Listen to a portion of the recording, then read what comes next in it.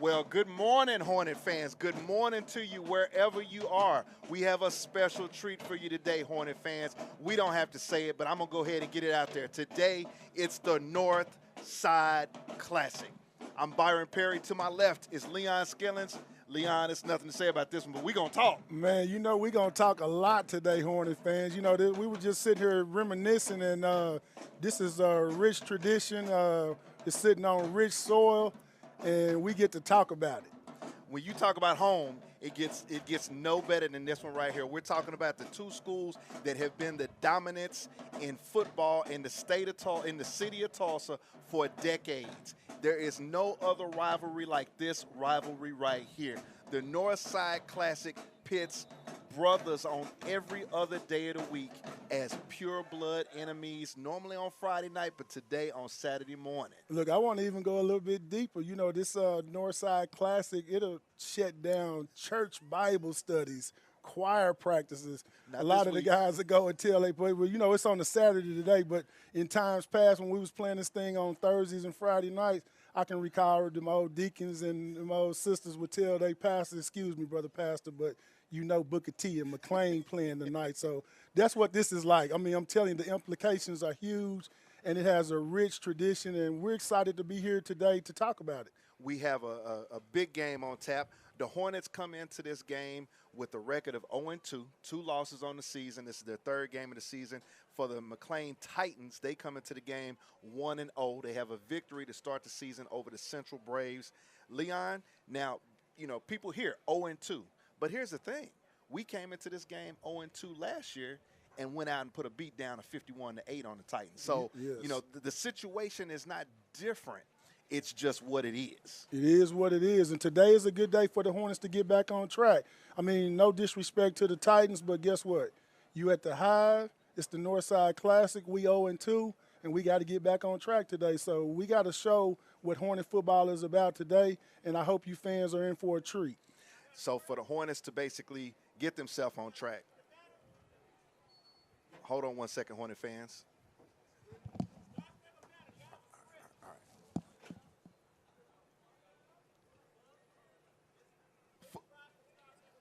Could we get everybody in the stadium to please rise for the Star Spangled Banner?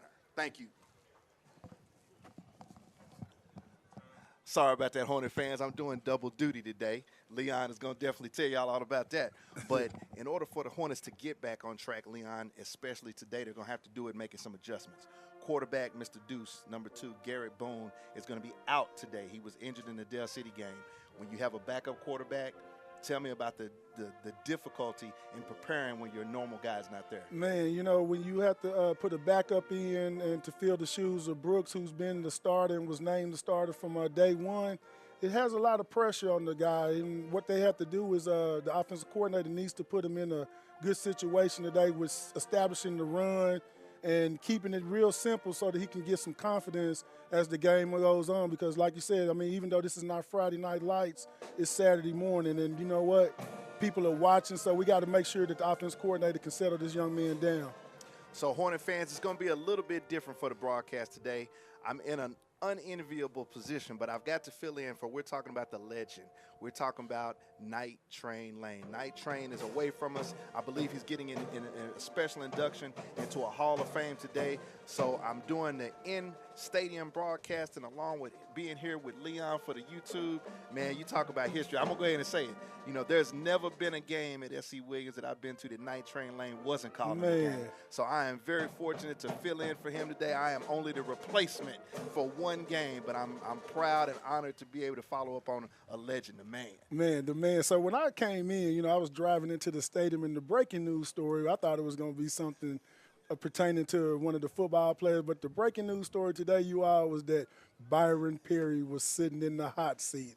And what we mean by that, like he said, Night Train Lane is out today. Man, Night Train Lane called the games when we both were playing. He called our names. I mean, this guy is the reason a lot of people wanted to come to a football game. And if you was an athlete, you wanted to hear your name called by the legend, Night Train Lane. So I feel bad for you, but at the same time, I feel happy that you get to sit in such a prestigious seat. So we're going to do it like we're going to do it. Good morning, football fans, and welcome to Booker T. Washington High School, the pride of the Great Southwest. We welcome to S.E. Williams Stadium today the opponent, the Titans of McLain High School. This is the Northside Classic. So, Hornet fans, it's almost that time. You know, Leon, as you enter into week 3 of any season, this is the last week before district play. A lot of coaches have questions as to what their team is going to be. For this particular squad, for Coach Jonathan Brown's squad, there's a lot of question marks, We haven't technically been able to get ourselves rolling on offense. Defensively, we've seen a lot of talent playing in schemes that you may have that are a little bit different. So talk about some of the questions that you need to see answered today, or hopefully get some answers to going forward. So as I was thinking about this game and, you know, being down 0-2 and coming into this game with a young team, I use the analogy of an egg. You know, when you crack it, there are so many things you can do with it. You can scramble it. You can sunny side up, or you can make it run over easy, or whatever the case may be. But today, the Hornets have the product, and we got to really keep it simple. And like I said, we got to establish that run game. We got to put this young quarterback who's the backup in a situation to where he's most comfortable. And if we dominate up front, I think we'll be all right, you know, and we can just set the tone early and get some points on the board and strike up that band. It's going to be a long afternoon for the Titans. The captains are about to take the field for the Hornets. We have number 6, Karan Ross, number 7, Jaden Oates, number 60, Darian Melendez, and number 54, Corian Williams. For the Titans, we have number 77, number 2, that's Micah Simmons. Our officiating crew today, the man in the white hat, Mr. Harold Alspaugh, the umpire, Mr. Matt Cathy, head linesman, Mr. O.W. Collins, the linesman is Devin Reed, and the back judge is Johnny Creekmore. Hornet fans, I would like to say a highlight as you was introducing the captains here. The Hornets get number 7, Oates, back today. You know, he's been out of the lineup the last 2 weeks, but to get him back today, it really should be huge. And I think his presence, just being back, is going to be a big spark for the Hornets. So I'm interested to see how he gets back and gets acclimated to the team again. I think it should be a spark for him today. We haven't talked about that a lot, Leon. You know, the first week of the season, I believe we had a total of 3 guys on, especially on the defense, that were missing. Last week, Oates was the only one that we didn't have, so we had 1 guy missing. But we haven't had our full complement of players, and the defense has still been good. I mean, I'm not going to sit here and say that the defense has been poor. The defense has been competent. But we haven't seen the defense been able to be dominant the way Coach Jonathan Brown wants them to be. And then, again, that goes back to what we're saying. They're young, you know, so they're still trying to figure it out, seeing what player works in what scheme and what player plays the position the best. So, again, today would be a good day to really assess and get the Hornets back on track. And hopefully we should be in for a good one, and we can put some points on the board, get some stops, get out of here and go hang out with the family for the rest of the day and watch Texas and Alabama later on. We're going to talk about that, Texas and Alabama. The Titans are led by head coach Willie Ponder, offensive coordinator Milton Harper, wide receivers coach Michael Andade, running backs coach Michael Williams, offensive and defensive line coach Deontay Bradford, defensive backs coach James Callaghan IV, linebackers coach Lewis Mackey, assistant coach Sean Jackson, and athletic trainer Steve Freebus.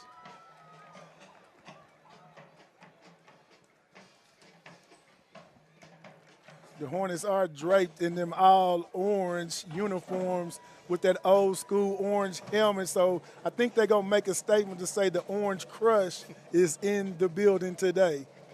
The Hornets are led by head coach Jonathan Brown with assistants Mickey Collins, Ward White, Dante Pearson, Larry Buckley, Dominique Sales, Dolphin Davis, Corey Hilliard, Jason Harris, Jonathan Harris, Trace Lynn, Jalen Moses, and Reginald Terry.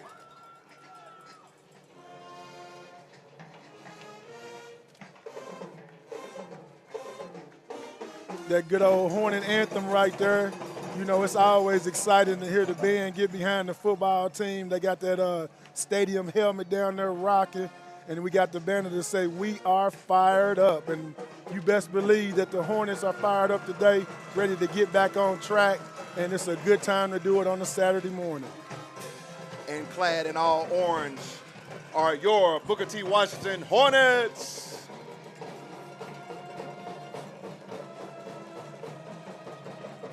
Hornet fans, it's a great day for football. If it's not too late and you're not doing nothing, why don't you come on out and be a part of this festive occasion and come on down here to, Woodrow Street. I forgot the address, but it's definitely down here on Woodrow Street. We'd like to ask everyone to visit the concession stands today. And for our visitors, please note that the concessions are open on the southeast side of the stadium.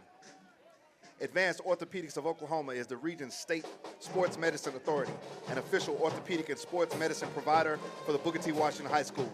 Advanced Orthopedics of Oklahoma is focused on providing you with the personalized orthopedic care you deserve. For the area's best teams and the athlete in all of us, Advanced Orthopedics of Oklahoma is the region's sports medicine authority.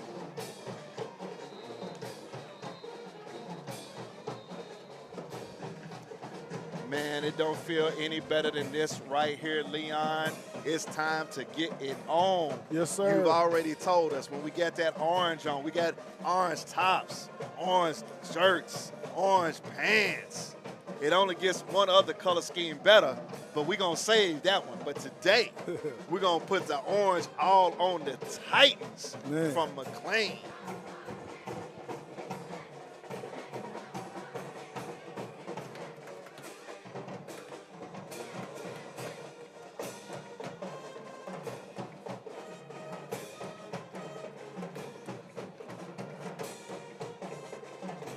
Back deep to receive for the Hornets, number 8, Takari Bethel. I can't see the number on the other guy. Who's that? Who's this kid right here? Is that is that Micah?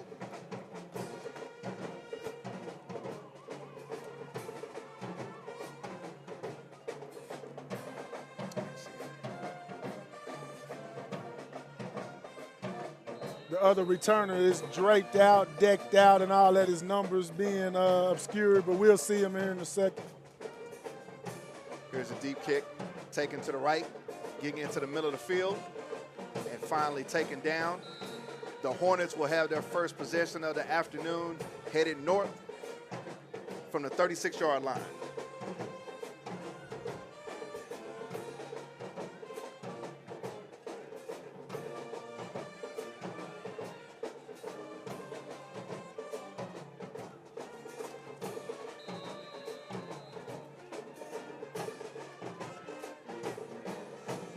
That was number 3. That was 3. At quarterback for the Hornets, number 6, Karan Ross.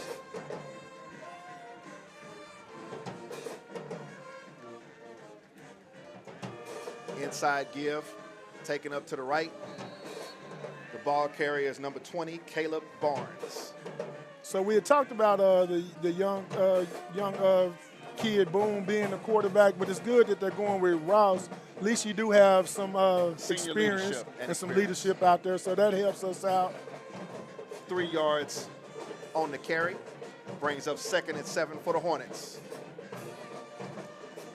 So we got Karan Ross in the stinger formation, puts Michael Washington in motion to the right.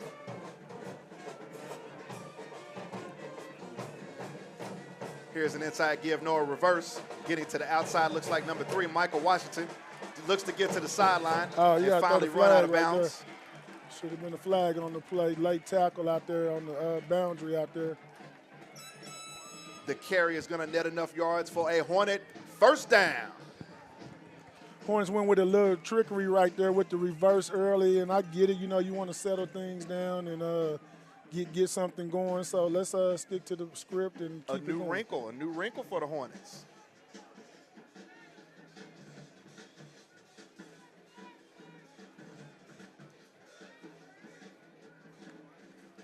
Snap is low. Ross looks to throw here to the near sideline. Pass is going to be incomplete. That pass was intended for number 24, Dalen Overstreet. And we've been trying to get the ball in Dalen Overstreet's hands quite a bit this season, Leon. The kid can run now. He can run. He one of them rack guys, you know what I mean? The rack boys run out the catch. Brings up a 2nd down and 10 for the Hornets from the 50-yard line.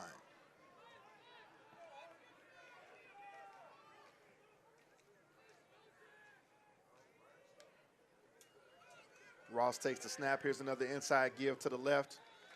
Once again, getting positive yards as number 3, Micah Washington. Sweet Feet. Sweet Feet is going to be our primary ball handler. And it's Mr. important Ross that is playing quarterback. Yes, sir. And it's important, too, that the big guys up front, dominate the line of scrimmage early and often in this game to get us what we need. 3rd down and 6 for the Hornets. Ross rolls to his right, looks to keep it, looking to get outside to get to the first down, but he's going to be taken down. On the tackle, number 11, Dennis Nolan for the Titans. Going to bring up 4th down for the Hornets. So this is what kind of hurts you when your quarterback go down like that, when you have to go to something else. Your offense doesn't run really smooth, so you got to just kind of find out where you can smooth out the wrinkles right here. The Hornets is in a 4th and 3 situation, so I'm curious to see what we call here because we got to get those chains moving and try to get this in the end zone. Let's give it up for the offense, Hornet fans. It's 4th down and 3. We got the defense to jump. That's good. We got a little charity on that one, Hornet fans. We got the defense to move for the Titans, which is going to give the Hornets an easy first down and a fresh set of downs. Flag on the play. Referee Harold Alspa indicates it'll bring up a first down for the Hornets. We like that kind of stuff, BP, when you can get a free one on the house like that. Nothing like home cooking. Here's an inside give to Michael Washington, who cuts it up. Hit hard, but he gets down almost to the opposing team's 30-yard line. That Washington kid really does attack that hole, Violet. He's not very big, but he really does attack the hole like he's 220. He's been impressive this season because he is running hard like that. That's one thing we didn't see from him last season. He's obviously got the quick feet, but now he's running and getting up under his pads. 2nd and 3 for the Hornets. Ross fakes it. Here's the option left. Deep in the backfield is Dalen Overstreet. He's going to be taken down for a loss. So Nehemiah Tatum on the tackle for the Titans. Going to bring up a 3rd down and long for the Hornets. Nothing wrong with the call. It's just that when you run the option, you got to commit to it. So the quarterback has to run lateral down the line to bring the defense up. Nobody was fooled on that. To make the edge guy to right. So commit. You got to be committed all the way to carry it out. Once again, Hornet fans, give it up for the offense. It's 3rd down and 8. Overstreet in motion. Here's another inside give to Michael Washington. Gets to the near side. Going to be taken down by several Titans. On the tackle was number 22. That's Keegan Chambers. Looks like the Hornets are going to go for it on 4th down once again, Leon. And the credit to the Washington kid, last year he was a freshman, so, he was getting his feet wet, and that probably would have been a reason why he wasn't running as hard. Now he's a sophomore. He knows what to expect, and he's looking good so far. Oh, definitely. We talked about his vision, but now with the vision, he's running with power. Got him to move again. Once again on 4th and 4, we're going to have a penalty against the Titans. So referee Harold Alspa indicates first down Hornets. So in those situations for the Titans, that defensive line, they got to really sit still because, a good quarterback or any quarterback can draw you off. And when you get that and looks and get you like that, those are free plays and free charity for the Hornets.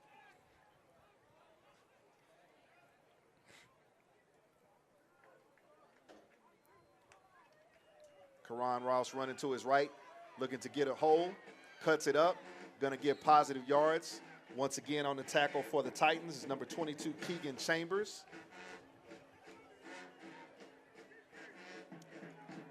So we're rolling down within 7 minutes here in the first quarter, Leon. And one thing that I want to talk about, even though we've converted on 2 4th down plays, this offense has been very methodical. Very much so, and to be truthful with you, we really haven't converted on 4th down. We've been getting it from the defense has been giving it to us, so we yet to see what we can do in the 4th and short situation. Ross, the quarterback on 2nd and 1.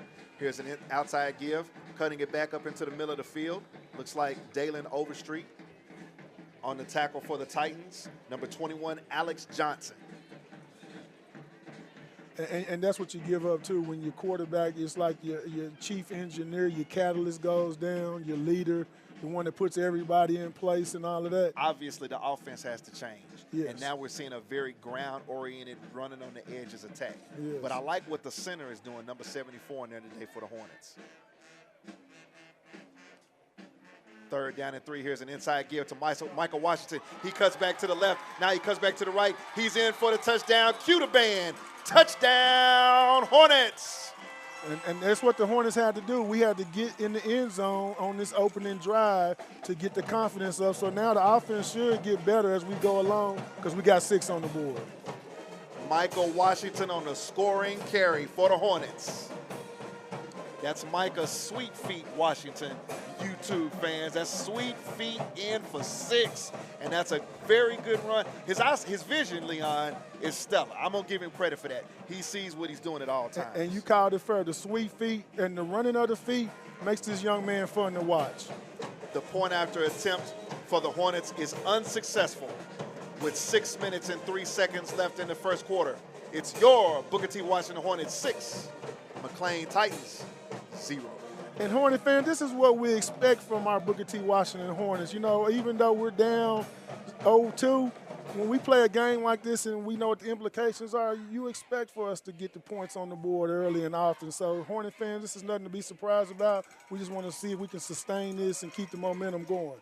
One of the things that we have to talk about, Leon, is all season long we've seen this is a new offense. This is an entirely new offense, and these kids are running a new offense, and they seem to be getting more and more settled in. Yes, and that's a good credit to the offense coordinator, Dante Pearson, for sticking to the run game. Once again, fans, we want to let you know that there is no readmittance to the stadium. If you leave the stadium, there is no readmittance. We thank you for your concern.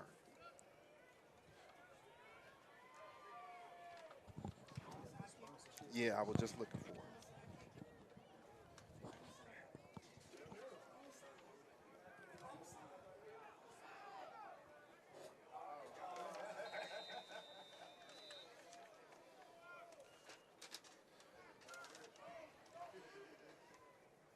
I can't see the numbers for McLain on who's back to receive. Here's a short kick to the Titans, taken here on the near side. 10. Number 10 for the Titans on the return. That's Jeremiah Gray, and he's able to get over the 30-yard line. So for the first offensive possession for the Titans, they will be from their 32-yard line.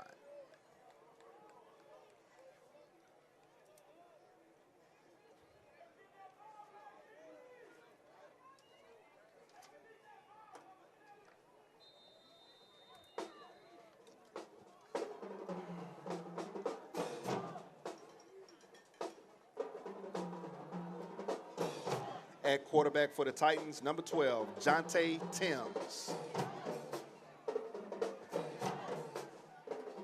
So this is our first look at the Titans on the afternoon, Leon. We're going to see they come out in a pistol formation. Here's an inside give, but met immediately and wrapped up by multiple Hornets. Looks like it's going to be a loss on the play. That was led by number 54 for the Hornets. Number 3, Nia Parker was the ball carrier. That was Karan Williams with the big tackle for loss for the Hornets. Big play by number 54, Williams. Number 54, Karan Williams on the tackle for the Hornets. Boy, when that D-line can get after it like that, it's going to be a long day for the Titans. And having Oates back on this left side and Joseph Graves on the right side, we could see some interesting pressures today, Leon. Yes, some interesting pressures.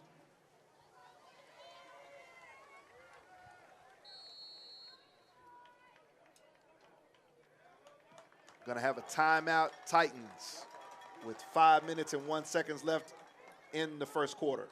We'd like to thank our Hornet sponsors. We'd like to thank the Greenwood Chamber, Justice for Greenwood, S&R Compression, Kate Jones with Keller Williams Realty, Fat Phillies, R&R Construction and Investors, Trent Alexander and Raise the Roofing, Aaron Campbell, class of 1994, Byron Smith of State Farm, the Mail Center, Raising Cane's Chicken, Rooted in the Kitchen by Summer Wilson, Tyler Lockett Foundation, Light It Up, Dorian Hall, class of 1997, Tulsa Fire Department, Advanced Orthopedic, Westview Pharmacy, all the local churches supporting the Hornet family, and Leon and Ebony Skillings with amazing skills counseling services.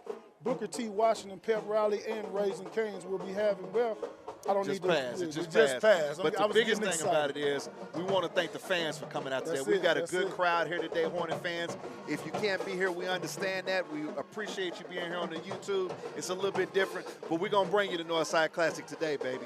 We're going to have a 2nd down and 10 for the Titans from their 32-yard line. 2nd down and 10 for the Titans. Quarterback going to look to his right. Pass is going to be complete. Taken down. 24 is number 11, Dennis Nolan. On the defense for the Hornets with the tackle is number 24. Dalen Overstreet. That's Dalen Overstreet on the tackle. Positive yards on the play. Overstreet came up from that too high spot, man, to get downhill pretty quick. I was impressed with how he got downhill quick. Let's give it up for the defense, Hornet fans. It's 3rd down. Here's a low snap, but an inside give taken down immediately in the backfield by number 75. Joseph Graves. Joseph Graves on the tackle. That's going to bring up 4th down for the Titans. Mama, there go that man again. You know, I had to talk about Graves. And I mean that man. That man, 75. You know, yours truly wore that number. So to see that young man represent like that, he's definitely worth the money today.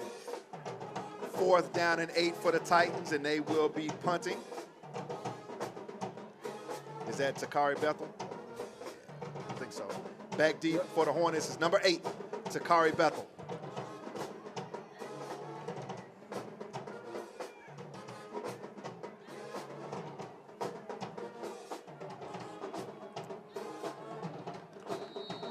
The punt is going to be down at the Hornet 30-yard line. So your Booker T. Washington Hornets are going to start their 2nd offensive possession of the day. That's a good way for the defense to get off the field right there, Leon. I mean, on that 3rd down play, we saw massive mass destruction coming from that right side by Joseph Graves. I mean, you know, he's a freshman, but man, that kid is killing people. Man, they brought so much heat, you can bake a cake. Once again, a quarterback for the Hornets, number 6, Karan Ross. Here's an inside give, but hit hard and finally taken down by the Titans' number 20. That's Sincere Colton. Ball carrier for the Hornets was number 3, Micah Washington.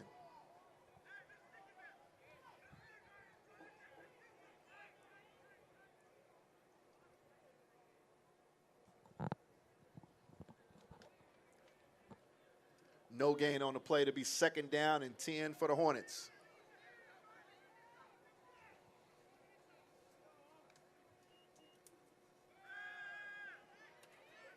Here's a pass out to the right flat, going to be too high for the intended wide receiver, number 88, Braxton Daniel. Pass is going to be incomplete. Going to bring up 3rd down for the Hornets.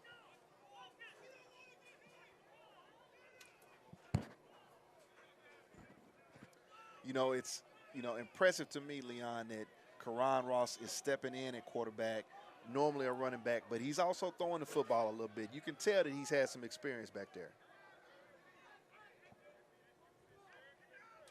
Ross takes the snap, looking right, but he's rolling right. He's going to be able to throw it. Pass is going to be complete at the sticks. Got a flag on the play. Braxton Daniel with the catch on the far sideline. You know, going back to what you just said about Ross stepping in for Brooks at the quarterback position, it really is impressive. And what's impressive, too, is that the offensive coordinator is allowing him to throw the ball in these situations. So I like that they have confidence in one another, the coordinator and the backup in Karan, who normally plays running back. The white hat, Mr. Harold Alspa, indicates personal foul on the play. Going to be assessed against the Hornets, so that's going to back them up. They will replay 3rd down. And to holding. And to see the coordinator not really go away from the playbook is impressive as well. So it's obviously that they have some confidence in Ross that he can get the job done. Yeah. 3rd down and 20 for the Hornet offense, fans. Let's give it to him. Here's a run over the left side to Michael Washington once again. He's trying to cut back into the middle of the field. He's taken down. The tackler is number 22, Keegan Chambers for the Titans.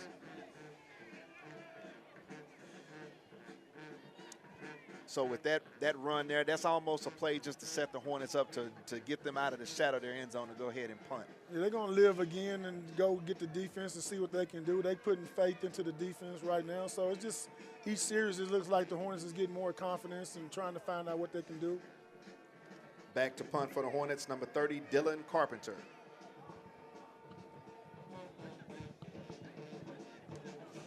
Here's a high kick. Oski, you got to get away from that. Ball's going to be down by number 15 for the Hornets. That's Stephon Williams. And the McLain Titans will have their second offensive possession of the day with 1 minute and 53 seconds left in the first quarter.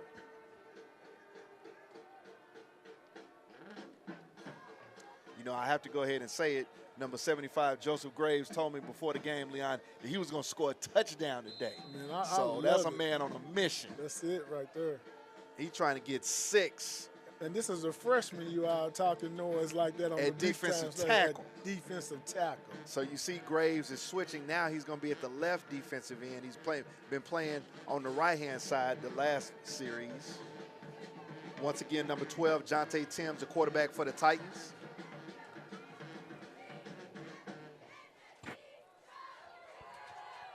Quarterback looks to his right. Ooh, ball's in the air. Ball's in the air. It's going to be play. caught. It's going to be a reception for number 11, Dennis Nolan. And guess who but that was? Pressure on the play from the left edge by number 75, Joseph Graves. No, we got to go to number 7, Oates. That was Oates. That was Oates right there. Let's give the credit where credit is due. Check that. Pressure by number 7, Jaden Oates. And this guy's been out for 2 weeks, so obviously he is hungry.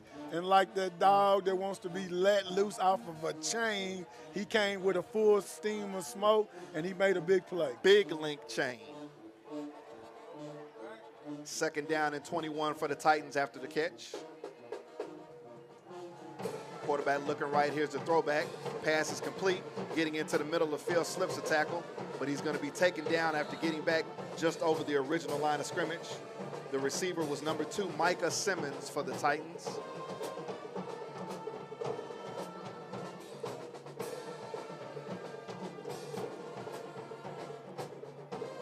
All right, Hornet fans, give it up for the defense. It's third down. And it's good to get, your senior guy back in Oates, man. That's a spark, and you can see what it does. A spark can turn into a flame. Quarterback rolling right, looking right, throws, but the pass is going to be short and incomplete, falling to the ground. It looks like the Hornet defense has held again, Hornet fans. So it would be good for the offense to come back and reward the defense for that big-time play that they made here on this series to put some points on the board. Man, they would be high-fiving each other. Because the big thing for this offense right now is to start the avalanche of points, Leon. We got to get to the situation where we're scoring and we're scoring and we're scoring by putting pressure on the other team. Back deep to receive the punt for the Hornets is number 8, Takari Bethel. And it's another one of these games where we can get some guys some reps, too, some game reps. So, it's all of that that's taking place out here. Punts away. We will have a return. Bethel has it. Looking to get to the right sideline. Looking for a wall, but he's going to be run out of bounds. I mean, if he had the wherewithal, if he would have cut it back this way, he had nothing but real estate. Nothing but situation and opportunity. Yes, sir. Yes, sir. But nonetheless, we'll get to see the offense one more time to see what we can do with 4 set of downs. The Hornets will begin their third offensive possession.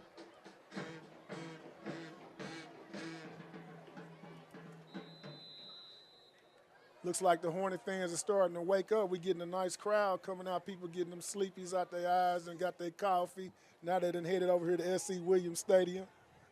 First and 10 from the Hornet 36-yard line.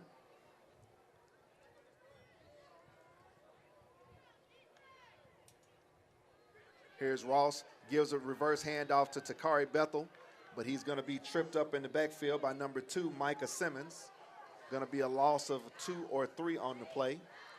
looked like we tried to go to that jet sweep with Bethel, to use his quickness and his wherewithal. But I say the defense saw it coming. Yeah, and I just say stick with the North and South game. I mean, we had some success at it, and then that can open up the play action game. So keep the run game going and lure them to sleep, and then you can just have your way. That's the end of the first quarter from S.E. Williams Stadium.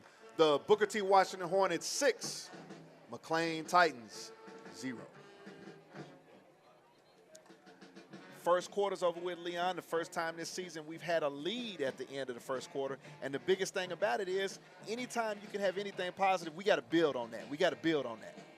You're so true and so right. And so, again, hats off to Dante Pearson for sticking to the script by running the football and getting those guys the game reps and getting them up to speed right quick. And they did a good job of it.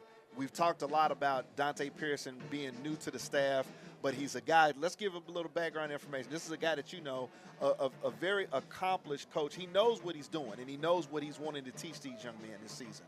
Well, he's not new to the staff. He's been in the position before. He just took a sabbatical, and now he's back in the position, and I think he's just picking up where he left off at. One thing about offensive coordinators is they only playing the cards that's dealt. So he got this young group of guys, and he had to assess the situation. It looks like he's just going to run the football and make a few plays here and there. So good job by Dante Pearson. Once again, the quarterback for the Hornets, number 6, Karan Ross.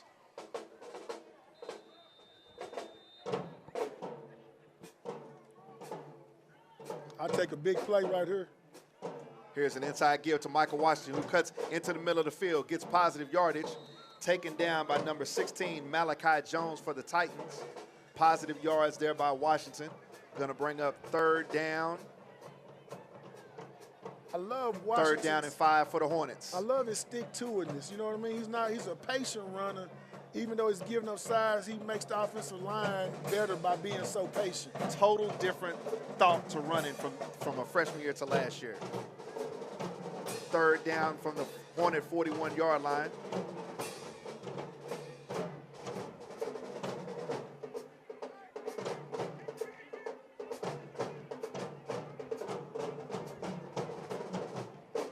Karan Ross to Washington, another inside give, cuts back into the middle of the field. He's going to have the first down, Hornets. Washington taken down by number 50, Quillen Kindred for the Titans. But another good run for the Hornets. It leads to a first down. And that's the objective, is to move those chains. You know what I mean? As long as you move those chains, you get 10, 10, 10, 10, 10. Next thing you look up, you're in the red zone. Then it's time to cash in and get that big play for the score. Absolutely. And the one thing about the offense, the offensive line has been opening holes. Karan Ross fakes it over the left side, looking to get outside, but he's going to be wrapped up by the lower leg. 22 for McLain. Number 22 for the Titans, Keegan Chambers on the tackle. Nice tackle. Going to get about 2 yards there on the carry. I think he came from the linebacker position and made a good play. He's made several tackles, And the young man got downhill on that. Called his name a lot today. Second down and 8 for the Hornets from the Titan 48-yard line.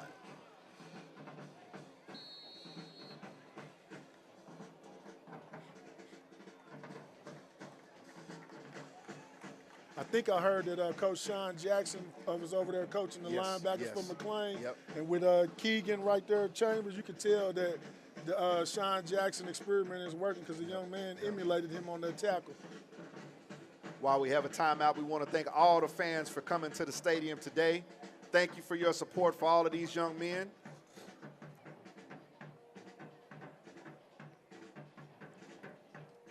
Beautiful day, Hornet fans. We expect a high of 91 degrees. It doesn't feel like it now. We've actually got a little bit of wind here in the press box, blowing papers all around. Going to be a big day of football, Leon, but the Northside Classic, I've had more people reach out to me this week just talking about, man, you remember when? Do you remember going to 49-29? The memories are on the bus, helmets on, driving through the parking lot, seeing all that maroon and silver and thinking that they was going to do something. And they were the Scots, the McLain Scots. Going to Scotland. Yeah. Melvin Driver Stadium is Scott Land. 2nd down and 8 for the Hornets. It looks like we can get that defensive line for McLain to Little move eager. at any command. So they're giving us free yards and making it easy for the Hornets to keep moving the chains. Another penalty on the Titans moves the ball 5 yards, going to bring up 2nd down and 3 for the Hornets.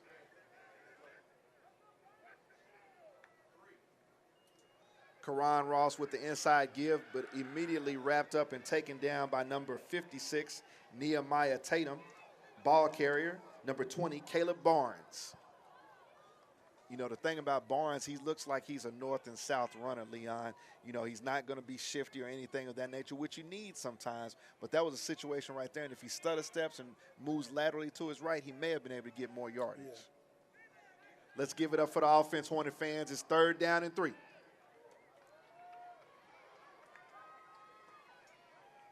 Once again, an inside give. Dalen Overstreet trying to take it to the outside.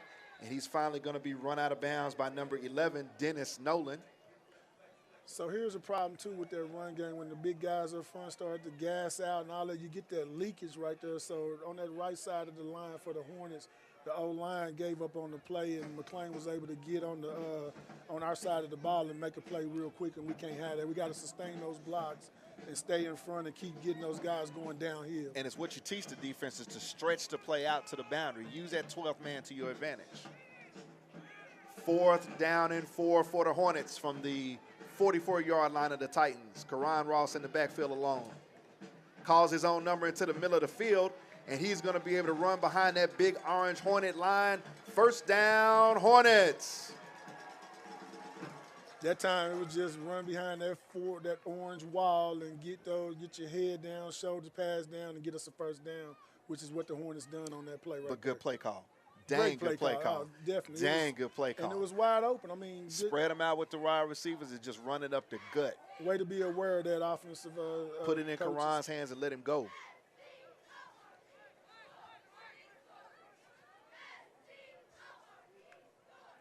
Karan Ross with the sweep to the left calls his own number, but he's going to be caught in the backfield and taken down. Number 23, Kevin Yarbrough for the Titans on the tackle. Loss on the play.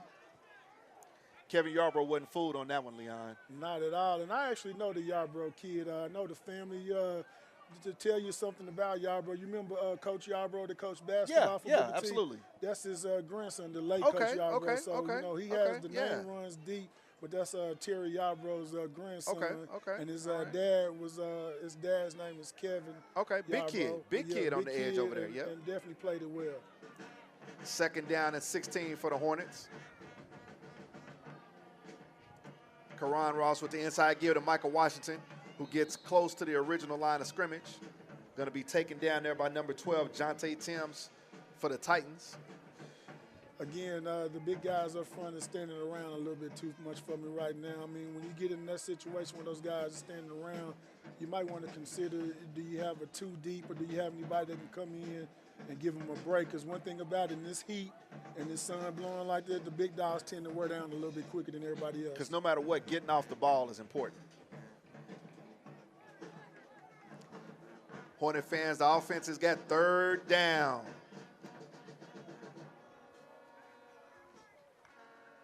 Takari Beslan in motion. They fake the option. Ross throws here to the near side, intended for Bethel. Pass is going to be incomplete. And Bethel looked a little indecisive on that. I knew he wanted to throw the ball, but he was very indecisive, didn't know what he wanted to do with it. And when you do those type of things, you get a defense a chance to kind of gather themselves, and you didn't get anything out of that. That particular play had a lot of options for the quarterback, whether or not he's going to hand it on the reverse, whether or not he's going to throw it on the immediate out, whether or not he's going to run it himself, or look downfield. I mean, you had a lot of options there, a lot of layers to that play. And he got to be decisive. That number 6 back there? Number 3. Back deep for the Titans, number 3, Nia Parker.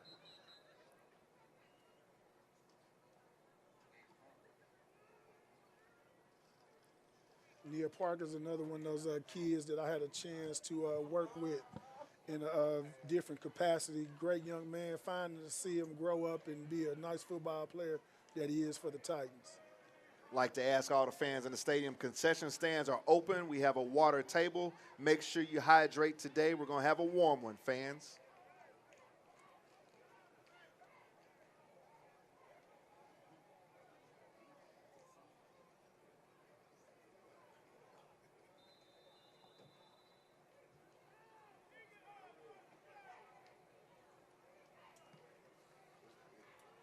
Here's a high punt. Going to take a Hornet bounce. Still bounding. We got a coffin corner kick down by number 7, Jaden Oates.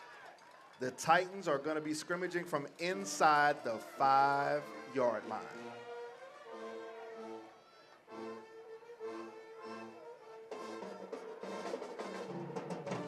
Great kick by number 30, the punter, Mr. Dylan Carpenter.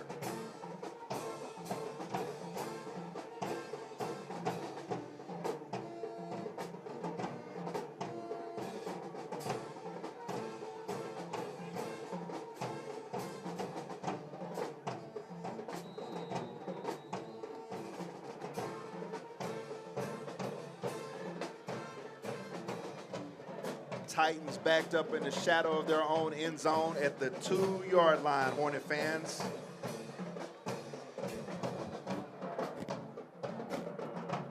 Quarterback takes the snap. Here's an inside give, but he's stacked up by a host of Hornets waiting for the official.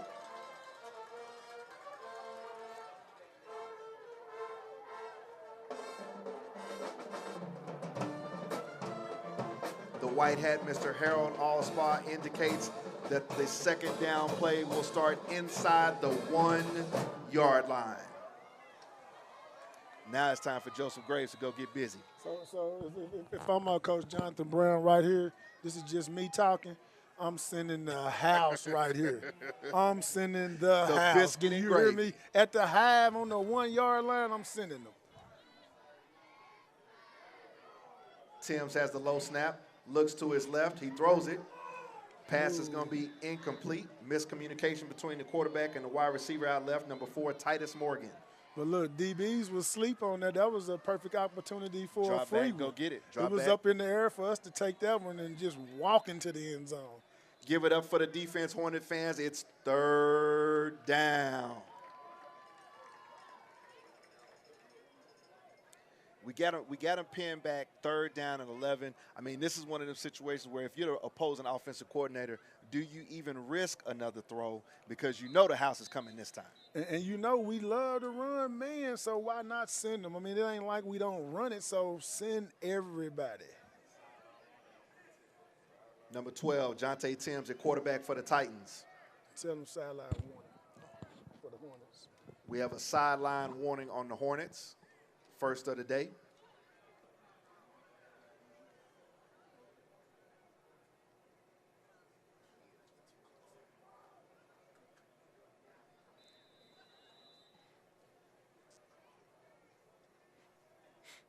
Coach Jonathan Brown is ready for this play. I'll tell you, Leon. The D-line should be bringing it right here. Timms gets the snap looking right, throwing right. Pass is going to be low but falls incomplete. There's another successful series by the defense, Hornet fans. Going to bring up 4th down and long.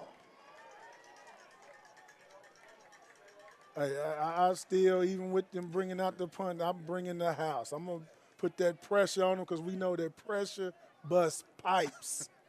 And water gets everywhere. Yes, sir. Yes, sir. Back to receive for the Hornets, number 8, Takari Bethel.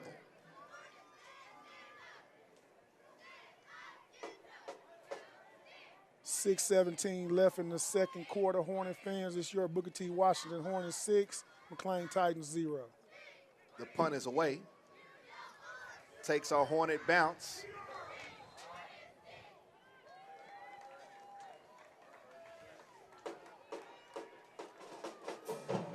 Punt bounces backwards deeper into Titan territory. Hornets are going to begin their offensive drive from the Titan 26-yard line. 6 minutes and 9 seconds left in the half. Your Booker T. Washington Hornets 6, McLain Titans 0. Hornet fans, we've done what we wanted to do, which was come out and not let McLain's quarterback or their running back be explosive this afternoon.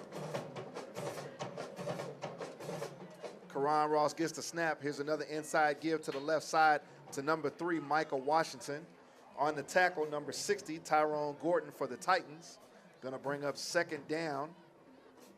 So basically with that punt that McLain just carried out, it put us in the red zone, so we got to capitalize right here. We got to walk away with some points right here. It's a must that we do. And this is a situation where you have your backup quarterback. You want to have the success of putting points on the board once again. That's right. Karan Ross in the empty backfield for the Hornets. Calls his own number again, but he's going to be tackled immediately. I don't have 77. I don't have number 60. 70. Number 60. Number 77 and number 60, Tyrone Gordon on the tackle for the Titans. Loss on the play.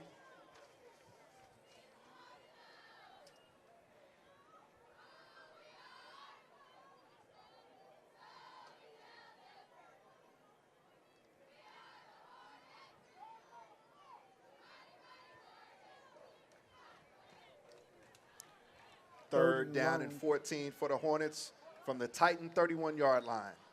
Ross looking right, throws into the middle of the field, complete to Michael Washington, and only by the grace of a shoestring is he taken down. Positive yardage for Washington on the completion from Ross. One thing I like about Washington, he's like a Swiss knife. You know what I mean? Do a little bit of everything. He can do it all, and he's a mismatch for a lot of these teams when they put him in the slot, put him at the tailback, stretch him out wide. So I like his versatility, and he's a great athlete. So he's a big-time asset for us on offense. Let's hear it for the offense, Hornet fans. It's 4th down and 5 from the Titan 22. And I was trying to say that's a Swiss Army knife is what he was. Been catching them all day, Hornet fans. Catching that defense slipping, giving us that free charity to move those chains. And once again, the white hat, Mr. Harold Allspa, indicates penalty against the Titans, resulting in 1st down, Hornets. The Hornets, with that penalty, are able to move the ball definitely in the red zone. Now it's going to be 1st down and 10 from the 17, so we can get a 1st down without scoring, which is always something that opens up the playbook for the offense.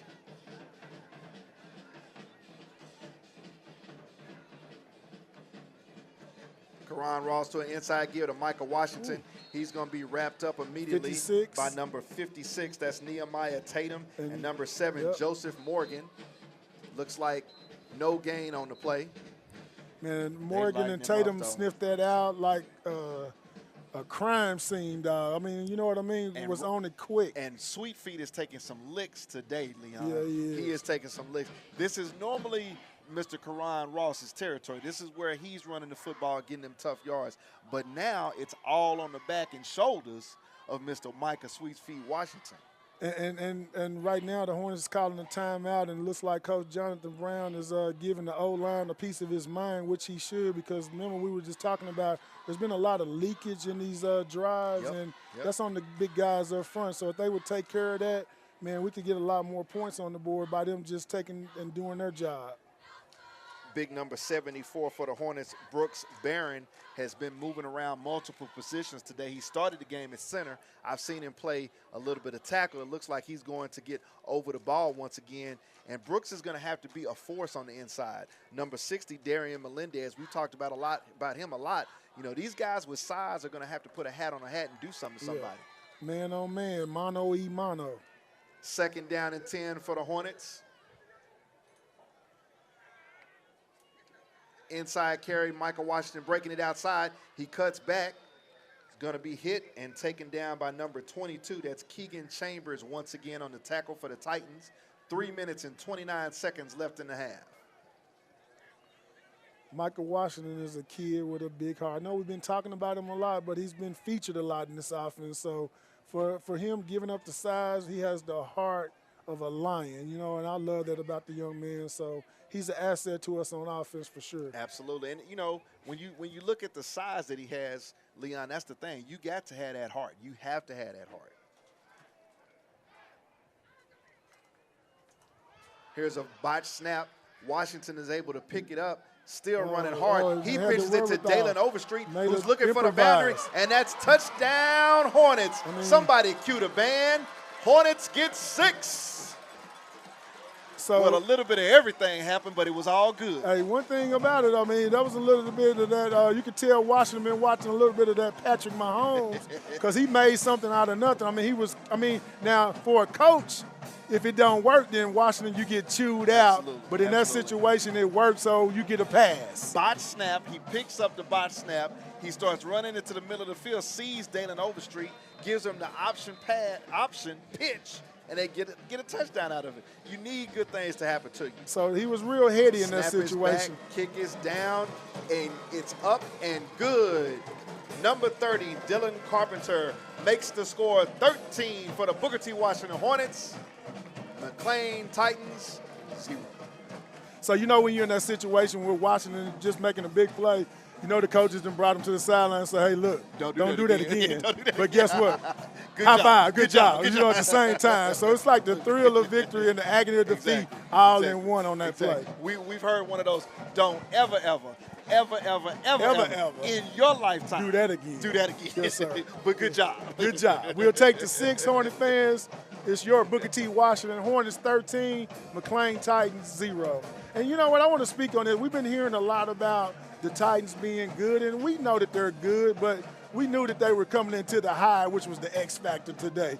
You know, when you come over here, we don't care how good you are, how good you're being. You can throw it all out. You got to show us on the field here at S.E. Williams. That was one of the things that Coach Lamar Burks talked to the team about before the game, that he remembered years ago, 73, 74, all that chirping, all that talking. The McLain guys would come to games, you know, the Hornets' first and second game, and talk about all that stuff. But he said, but you got to come here. We got to come over there. Yes, sir. That's the thing about the Northside Classic. Talk is cheap. Yes, sir. You can do all that talking you want to. Yes, sir. At some point, you got to put the ball on the tee and let's go. That's it. Dylan Carpenter to kick off. Here's a deep kick. Gonna have a return for the Titans. Looking to get to the right, now cuts back to the left. Looking for a hole, doesn't get it. Titans will be on offense from inside their own 20-yard line with 2 minutes and 44 seconds left in the half. That's one of them situations right there, Leon, that, you know, when we're talking about high school football, the coaches for the Titans have obviously taught their guys that if it goes over the 10-yard line, we're going to let it basically bounce into the end zone. But that one checked up like a pitching wedge, and now you got to do something with it. But the return is all broken down because the guys that are blocking are seeing you guys standing there and are thinking, I don't have to block. That's right. Now it's a jailbreak. You know, we've always been taught that whistle ain't blow. That play is still live. Play till the whistle is blown. Number 12, Jonte Timms for the Titans at quarterback. Hornets look like they got their ears pinned down and toes. They got 10 toes down, and they ready to rock and roll on defense. Going to have a timeout with 2 minutes and 44 seconds left by the Titans. Are we going to see the band today? I don't know just yet. We're going to try to find out. You know we going to see the band today on a Saturday morning. Ain't nothing else to do until later on when we see Texas and Alabama. Well, it's 11:49 right now. It's 11:49, Leon. Last time I checked, at 12 o'clock, I believe the Colorado Buffaloes are hosting the Nebraska Cornhuskers. Hosting. So we're going to be here. Now. It's on now. What's the score? 0-0 fans. So it's 0-0 Buffaloes from Colorado.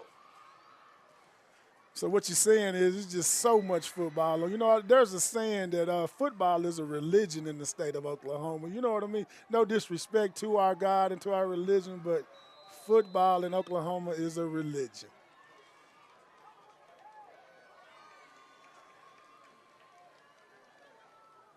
Timms gets the snap. Here's the reverse. Oh, the ball is down, on scooping. the field. Ooh, we were looking It's for gonna the. be scooped There goes up by the Graves. Hornets. He said he was gonna get him Number one. 75. He said he was gonna Joseph get it. Graves on the fumble return. Somebody cue the band. Touchdown, Hornets. That's 6. He said it. Joseph Graves said he was going to score, Hornet fans, and he made him a man of his word today. Hey, and I just found out they call him Muscle Man. Muscle Man. I just found out that he is the muscle man. So it sounds like to me what he told you is he can back it up and he can walk that walk and he can talk that talk. Freshman Joseph Graves, number 75 with the score for the Hornets. Once again, that's defensive tackle Joseph Graves on the fumble recovery for touchdown, Hornets. Boy, that'll make the big guy the man on the campus for sure. You know, that's a defensive lineman's dream. I remember wearing that 75 and I'm scooping and trying to score, but I'm running a 4-7. Good snap, good hold, good kick by number 30, Dylan Carpenter. The score, your Booker T. Washington Hornets 20, the McLain Titans 0. So going back to that, though, 75 with the scoop and score, man, do you know how huge that is? That don't normally happen for the big guys up front. And he called it. He told me this morning that he was going to score today. Man. So when he picked it up, there was no doubt about what his plan was. He's going to the house. And guess what, y'all? He get to put that one in the history books here at the S.C. Williams Stadium at the Northside Classic. Clip out the box score from the Tulsa World. Credit to Mr. Bill Hastings. He's going to clip out the box score because it's going to say at 2 minutes and 40-something seconds in the second quarter, 6 points Graves, Hornets. By Muscle Man. Muscle Man. I like it. I like it. We got sweet feet and we got Muscle Man.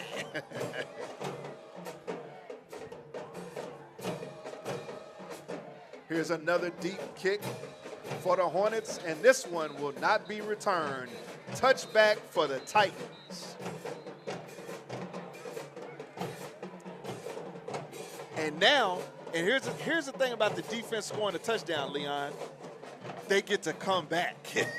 Just like that. And they get to come back. And you know what Graves is thinking, can I possibly get another one? Can I get 2? Can I get 2? Ooh. That's a freshman, Hornet fans. We can't gush over him if it wasn't true. We're talking about a kid that has come on campus and has set a tone along the defensive line. He's not just a player. He's setting a tone. And let's talk about that real quick before the snappers go. You remember when we came through, it was sophomores. It wasn't freshmen wasn't even heard of back then playing at Booker T. Washington, so that's big. First down and 10 for the Titans. Here's an inside carry, but immediately wrapped up is the running back. Going to be a short gain or possibly a loss on the play.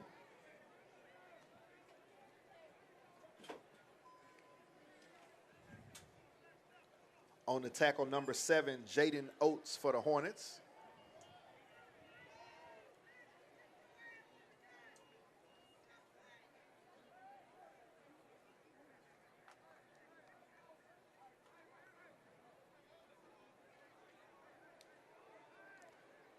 Clock is ticking and it looks like McLain is in no hurry.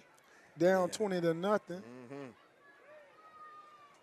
Timms looking to throw, looking right, going to throw deep, but the pass is going to be underthrown. That was a freebie. By Dalen Overstreet. He's to the boundary and run out of bounds. Interception, Hornets. The Hornets will have the ball. I mean, that was basically a freebie. It looked like the quarterback and the DB was in sync with one another, how it looked. But let me talk about this. We're talking about Dalen Overstreet. He's had an interception in every game this season. The first game of the season, it was called back to a penalty, but he had an interception last week, stopping a drive by Del City. And once again, the kid is playing that free safety position like it's supposed to be played. When the ball goes up, it's his. Every ball is his. And that's hats out to the secondary coach guy, Dolphin Davis. Had a chance to coach him back in the day, so I know that those guys in the secondary is getting some quality coaching from the DB's coach, Dolphin Davis. So And talk hats about it, off to because him. we're playing two high safeties. Yes, sir. Which is a different alignment for us. Playing two high safeties. Once again, the quarterback for the Hornets, number 6, Karan Ross.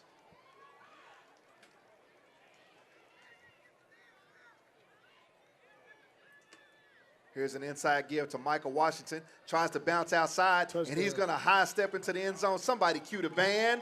Touchdown, Hornets. Just like that, Hornet fans, your Booker T. Washington Hornets 26 and the McLain Titans zip. And now you're seeing what we talked about.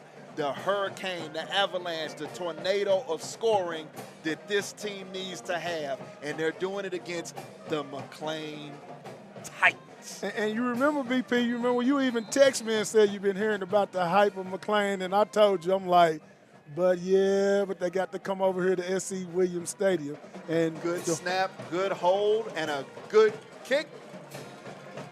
Now, your Booker T. Washington Hornets take a lead of 27 over the McLain Titans with a score of 0. And again, now guess what? Jonathan Brown and staff is getting those guys that normally don't get no reps or no game, get buckled up. That's going to be the halftime talk. Hey, guys. It's 0-0. It's 0-0, and now you got to go to work. It's your time. It's your time. Show us what you can do on the big stage on a Saturday morning at the Northside Classic at SC Williams Stadium. And these are the things that we were hoping to see out of this team before we went into district play. Once again, the elixir, bring McLain on the schedule. You see what I'm saying? Put McLain on the schedule, and a lot of things will get well. Yes, sir. And Hornet fans, the crowd is really looking nice on both sides out here. If you ain't doing nothing, it's not too late to come on out here and peep your head in over here at 1631, I think it is, East Woods Road. Yes, sir. Yes, sir. If you hear the band, you know you're close. Here's another deep kick from Carpenter.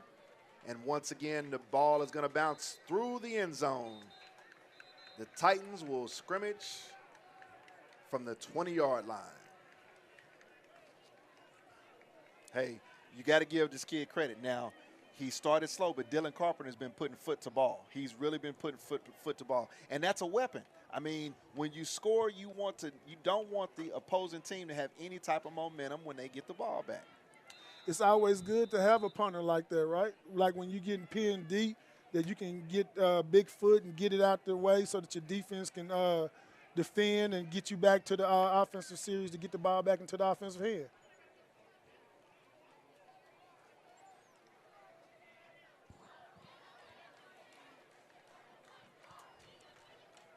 Quarterback with the inside give. With a quick move, he gets into the middle of the Hornet defense.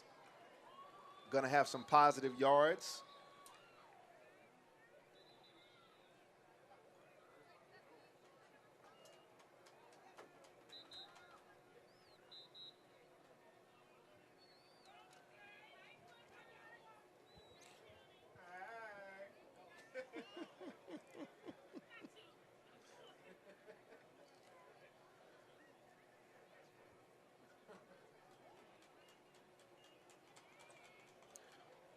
Do we have a score on the Colorado-Nebraska game yet? Already second quarter. Uh-oh. Nebraska trying to hang around. They trying to hang around. It's going to open up. When the floodgates open up, that water got to go somewhere.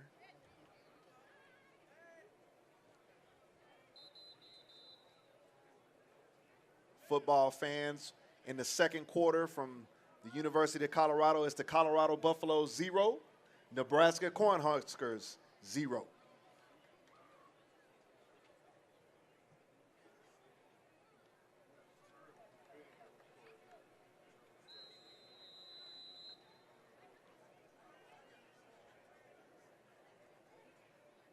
Titans will have second down and 5 from their 25-yard line. 1 minute and 26 seconds left in the half.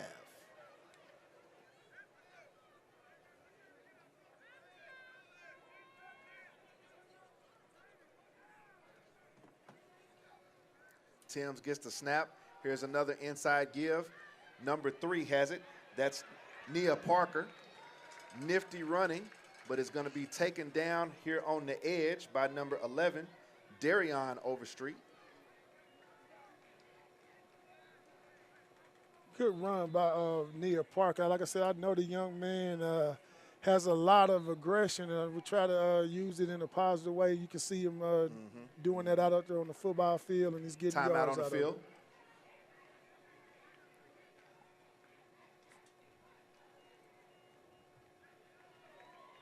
I mean, yeah, the kid had quick feet. I mean, he was able to duck and dodge and juke and jive, you know, in order to do what he did. But, you know, we're talking about, you know, a Booker T squad that has a lot of speed. I mean, a lot of speed. And especially when you get to the second level for us. A name we haven't called today, but a kid that's been playing very well for us is number 22, Garrett Spring Boone at the linebacker position. I haven't called his name yet today, but that's a kid. We're talking about sideline to sideline and even getting into the backfield. Garrett Spring Boone has been playing well. That's it. And, you know, with the secondary not getting a lot of looks, you know, it looks like they on lockdown. You got McLain playing the corner at 0, wearing number 0. Dalen Overstreet, Deron Overstreet, number 11. And then, like you said, the kid back there on 2 highs. I mean, the secondary is locking it down, too. So the Titans is not getting very much on offense. One thing the defense has been able to do today is really take away any momentum for the Titans, any momentum whatsoever. All right, Hornet fans, give it up for the defense. It's 3rd down. 1:05 left until halftime, Hornet fans. 27-0, your Booker T. Washington Hornets. Timms rolling right, looking right, throwing right. Passes complete to the sideline, complete to number 4, number 4, Titus Morgan. He's bumped out of bounds over there by number 0, Caden McClellan on the play. Good enough for a first down, Titans. First time we've called Caden McClellan's name today, Leon. I don't know if people are trying to not throw to number 0. What, does the 0 scare folks? Is that what it is? Yeah, I mean, I guess so, because he's not getting a lot of looks over that way. So he's like, I dare you to throw it this way. Good job by McClellan. 1 minute left in the half. Looks right, throws right, got a man. Pass is going to be complete, along with a flag on the play. Pass is once again complete to number 4, Titus Morgan. In coverage, number 0, Caden McClellan, and number 14, Brandon Barkey for the Hornets. With the pitch and catch, it's first down, Titans. I mean, and then, you know, one thing about playing that cornerback position, it's kind of like being the quarterback on defense. You out there on the island, you got to get amnesia. I mean, you can play a perfect game, but you're going to get some passes thrown and some balls caught on you. You just got to forget about it and make it play the next play. So that's what happened in that situation. McClellan got to get a quick case of the amnesia and forget about it and get ready to roll again. White hat Harold Alspa indicates a penalty against the Hornets. So that's going to move the ball further into Hornet territory. With the penalty and the pass completion, first down, Titans. They'll have the ball at the Hornet 34-yard line. Less than a minute to go.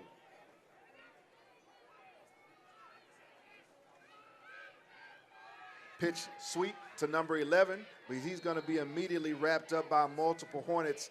Number 75, Joseph Graves. Number 54, Corian Williams. Going to bring up second down. Clock still running. Less than 30 seconds. I mean, you got to be aware of the clock, Titans, when you're on offense trying to do some things, and the clock management is really poor at this moment because you just let like 30 seconds run out the clock. Jonte Timms gets the snap. Here's an inside give to number 7, Joseph Morgan. He's trying to get some positive yardage, but he's wrapped up, finally taken down by number 15. That's Stephon Williams on the tackle for the Hornets. And with that tackle, it's halftime.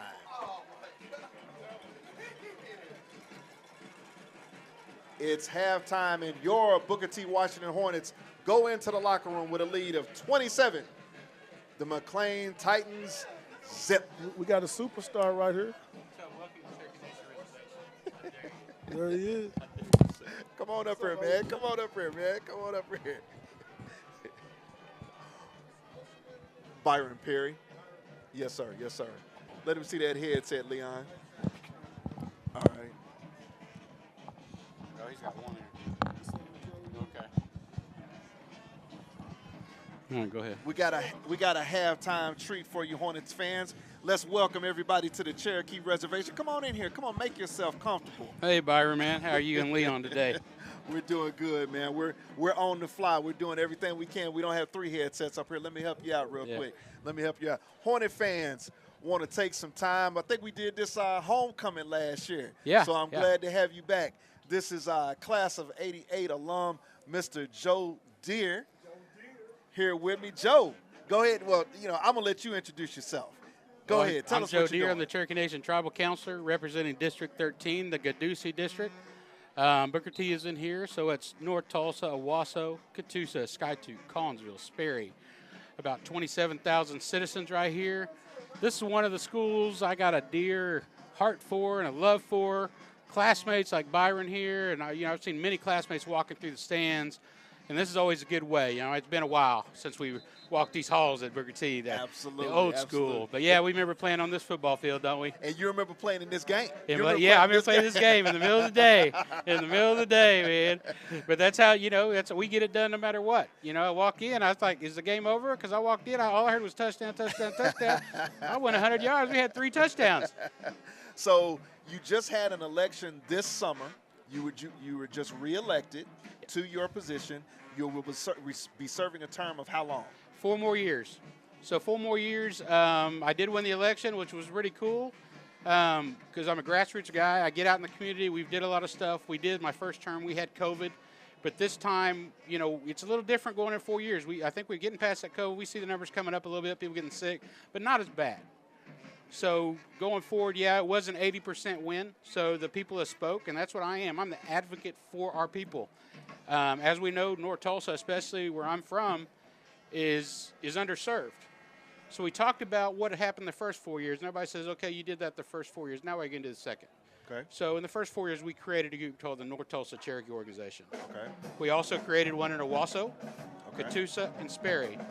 So containing to this area, North Tulsa, now that we have that Cherokee group that meets once a month, there's about 75 members, working on people getting their vote heard and knowing what Cherokee has. So my goal was to create community. We've created the community. Now we're bringing Tahlequah to Tulsa. We have services here. So when we talk about the community org, the next thing I'm looking for is a community building in this area for our natives, for our Cherokees to meet. And everybody's like, yeah, that's about Cherokees. Well, on the non-native side in this community, what do we not have in this area? Health facility, urgent care, immediate services like that. We saw the food distribution, the water distribution, food on the move, Oasis, a lot of different food that you've seen around here. We still do it to this day. So my second term is going to involve working with some of the local commissioners, the city of Tulsa, and getting an urgent care in this area. We don't know where it will be. I don't know if it will happen, but I'm an advocate and I'm on them, as you would say. Well, I'll be honest with you, Joe. I have watched you from afar, and when you say it, you mean it. You are definitely a person in the community.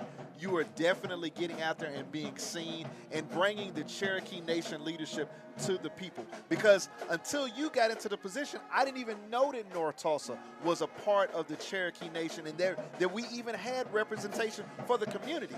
Not just the Cherokee tribal members in the community, but to better the community as a whole. Yes, and that we talk about 3 things. We talk about service, we talk about culture, and community. Service is going to be now going forward, looking at the urgent care and the clinic for the citizens. The community part is the food distribution, making people get what they need, housing, mental health, all the different things that we have, the opioid addiction, all the different things, alcoholism, all those things going forward are what we're working on. On culture, let me give you a little surprise what's coming up. September 23rd, we've got an event with the North Tulsa Cherokee Organization at O'Brien Park, where Rico Watkins is the event person. Yep. And he runs the center out there. And you remember our clinic, our friends, Ramon, the whole Watkins family. We're going to have a fall festival. It's going to be our second annual fall festival. Everybody's invited. We'll have barbecue for lunch. Everything is free. We're going to have bands. We're going to have culture events, Cherokee culture events around. There's going to be artists. There's going to be vendors. You can get artwork. There's going to be history. The whole thing is going to be packed into a solid afternoon of activities. The next thing September 23rd. is September 23rd, starting at 10 a.m. at O'Brien Park. All right. All you have to do is show up. You get a free shirt, and it shows the fall festival. And you just basically come have a good time. Bring your lawn chair. Enjoy some food. It's not restricted to anybody. I mean, even the local community come. You don't even have to be Cherokee, because that's what we are. We're part of a community. So you guys come out, have a good time. A little bit farther away at Owasso, September 30th, we're going to have our second annual powwow that we host with the Owasso Cherokee Org. It's going to be at the Redbud Festival Park starting around 2 p.m., go to about 10:30. Once again, we're going to serve food. You're going to have cultural activity. You're going to have dances.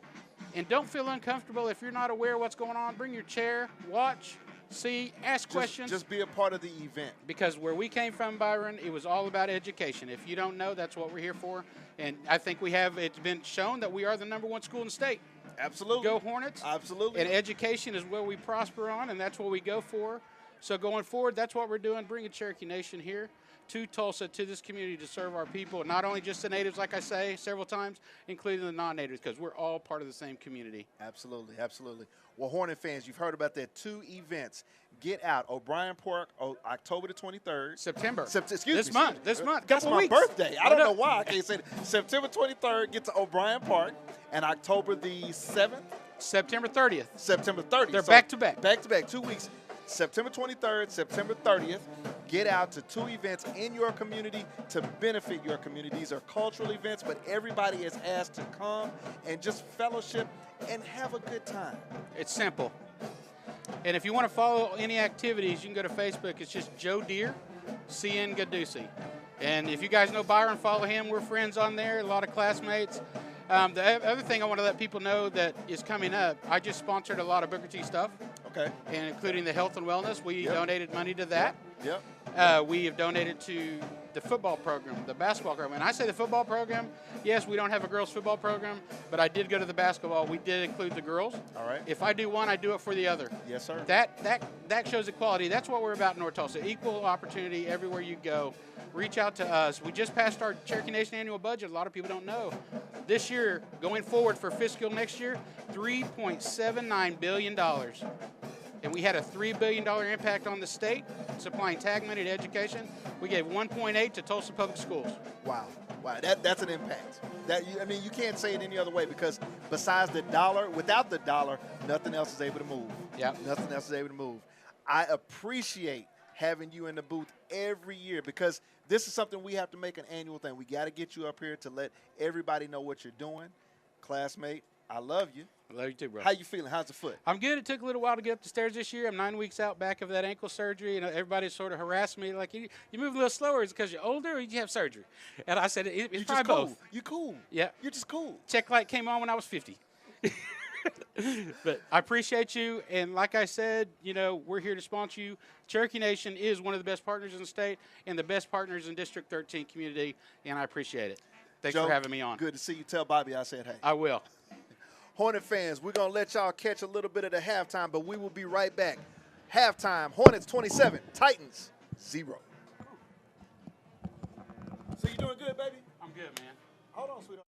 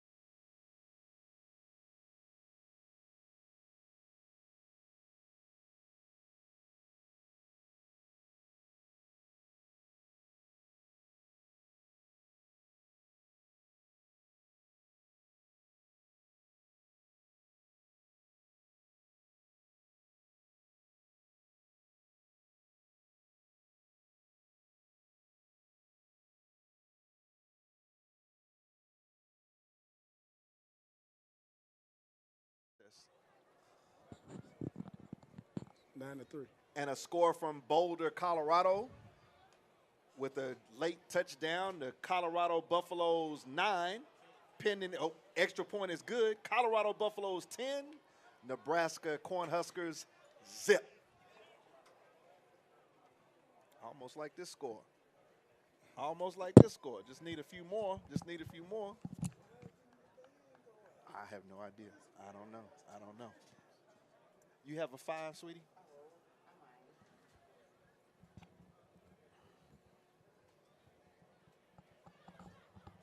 I don't know if it's the heat. I don't know what it is. Huh? Let's see here. Oh,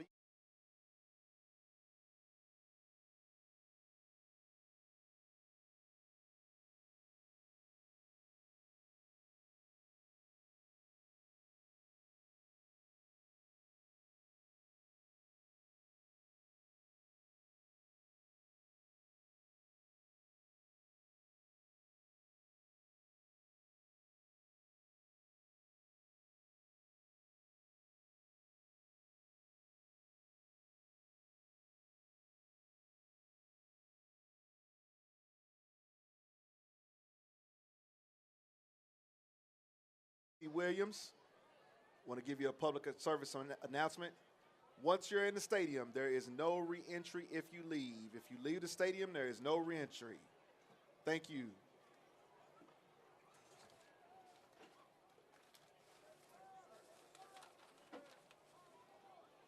We'd like to send a shout out to our sponsors once again. Greenwood Chamber, Justice for Greenwood, S&R Compression, Kate Jones with Keller Williams, Realty Advance, Fat Phillies, R&R Construction and Investors, Trent Alexander and Raised the Roofing, Aaron Campbell, class of 1994, Byron Smith of State Farm, the Mail Center, Raising Cane's Chicken, Rooted in the Kitchen by Summer Wilson, Tyler Lockett Foundation, Lighted Up, Dorian Hall, class of 1997, Tulsa Fire Department, Advanced Orthopedic, Westview Clinic, all the local churches supporting the Hornet family, Ebony and Leon Skillings of Amazing Skills Counseling Services, the Booker T. Washington class of 2024. Thanks you all for coming out and supporting them.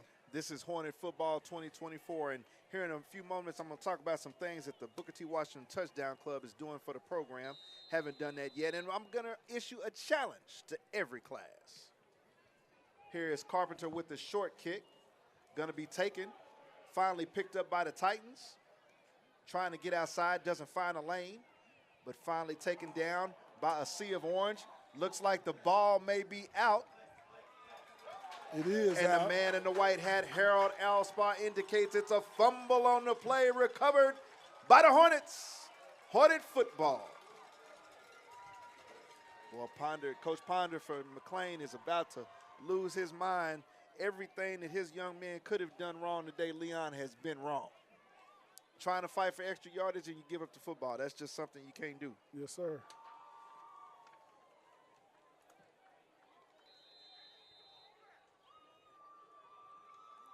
Quarterback for the Hornets, number 6, Karan Ross.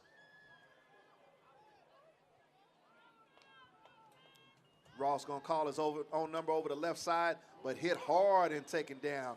Nice form tackle there by number 2. That's Micah Simmons coming up from deep in the secondary.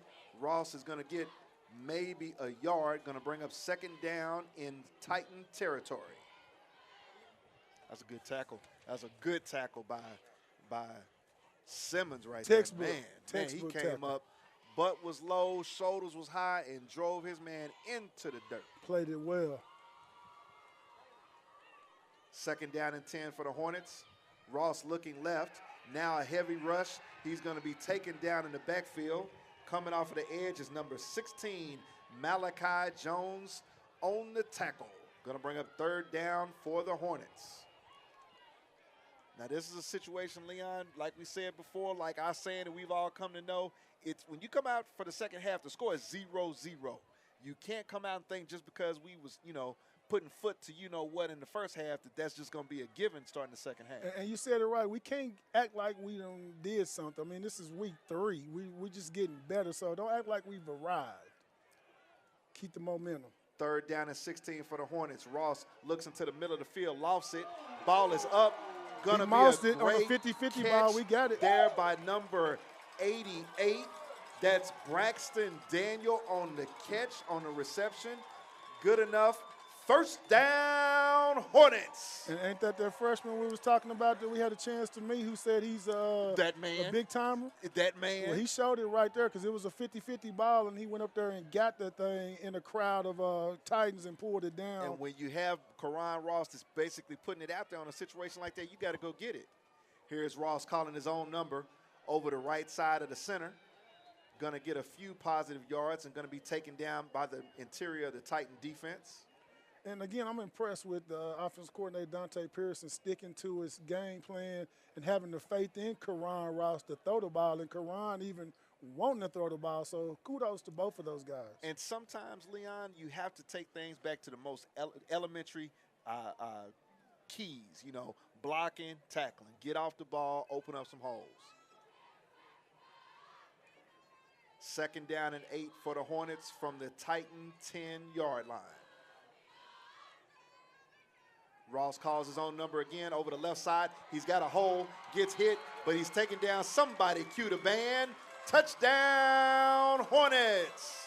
And what a way to finish out the drive with Ross getting that touchdown. He's leading the team up and down the field in a position that he normally doesn't play, and he's actually doing pretty good at it. So way to reward the young man for a drive. But I'm going to talk about something you brought up the entire first half. The offensive line is not standing around with their hands on their hips. That time, that's getting a hat on a hat, a man on a man. And basically, even though it was a stretch play, it's still a running stretch play. It's what we used to call the Apollo sweep. It's a stretch play. And it gave Ross the ability to pick the hole and get into the end zone. Snap is back. It's going to be taken down. The extra point attempt is unsuccessful for the Hornets. Current score, Hornets 33, Titans 0.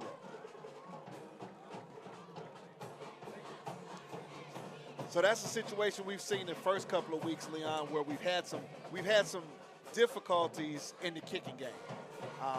The one thing about the extra point, that's almost a foregone conclusion. You got to make a good snap, though. You can't snap the ball into the dirt to the holder. You got to get the ball back there, put it in his hand so that he can place it down for the kicker. And it's important. I mean, that 1 point can come back and bite you in a close game, and you're going to need it down the stretch. So it plays a big part, and that's why it's called special teams, meaning that it can be special in a situation where we need it the most. You know, Leon, I had somebody bring up a conversation to me that one of the things that they noticed was that the way a team played special teams told them a lot about the team itself. Now, we've seen the Hornets play a flawless game this afternoon, but those little breakdowns in special teams are things that you don't want to have happen. That's right. It can be a recipe for disaster. Dylan Carpenter with a short kick. This will be returned by the Titans. Getting it off the left hash. He's got a lane, but it's going to be brought down. The return man was number 2, Micah Simmons. Good return for the Titans. They will start their second possession of the second half from their 42-yard line. Now, see, things to me, Leon, are just not clicking like you want to come out and dominate in the second half. You want to come out and keep the momentum that you have by building a 27-point lead and the other team being blanked. And that's a good point you make. So when we do come back out on offense, I'm looking for us to get a clean drive. Like you said earlier, we were kind of stagnant and kind of scattered, but I'm looking for a clean drive, and this will be a good time to look for it when we get back on offense. Number 12, Jonte Timms, quarterback for the Titans, throws out to the Fumble. left flat. Ball's on the ground. The ball was received. We got it. However, it looks like it's going to be a fumble on the play. Nope. Oh, he called it incomplete. The white hat, Mr. Harold Alspaw, says pass is incomplete. And that's one of those plays right there, Leon, that, you know, a good thing for the Hornets, but just looking at from the Titan side of things, you got to be able to complete the most basic pitch and catch. I mean, that's just a little, you know, swing, you know, read option type of pass, and you want to see kids be able to complete that. Yes, sir. Second down and 10 for the Titans. Oates looked like he's ready to come off that edge. Here's a low snap, and immediately falling on the ball are the Titans. Going to have a loss on the play.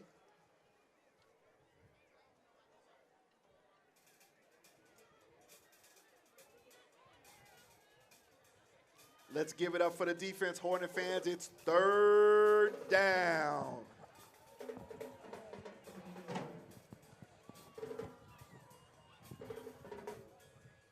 This is another one of those 3rd downs. 3rd down and long. Pin your ears back. Let's see who on that defensive line is ready to go get it.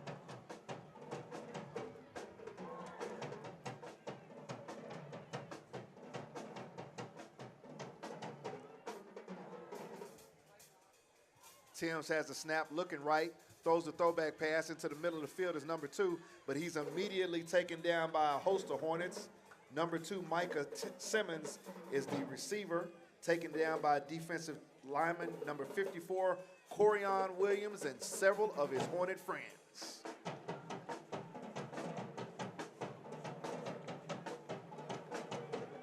With the completion, not enough yards gained. It brings up 4th down for the Titans. Back to receive for the Hornets is number 8, Takari Bethel. Nope. Punt is away. Takes a Titan bounce and is going to go out of bounds in Hornet territory. The Hornets will have their second possession of the second half from the 20-yard line.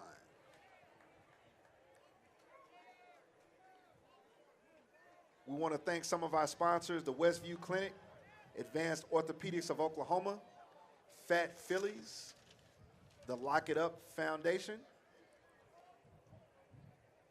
Kate Jones with Keller Williams Realty. We appreciate all of our sponsors for all you do for Hornet football. So here's that clean drive you wanted to see, Leon. 7 minutes and 34 seconds left in the 3rd quarter. We're doing double duty here at Up High at S.E. Williams Stadium today, Hornet fans. Glad to have you here. Ross gives an inside give to Michael Washington, who cuts right, but then back into the middle of the field, hit by a host of Titans, but he's going to have some positive yards on the play.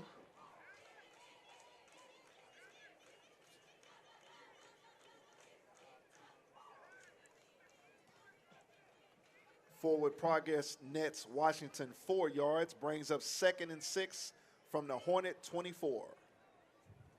Clock is running with 7 minutes and 5 seconds left in the 3rd quarter.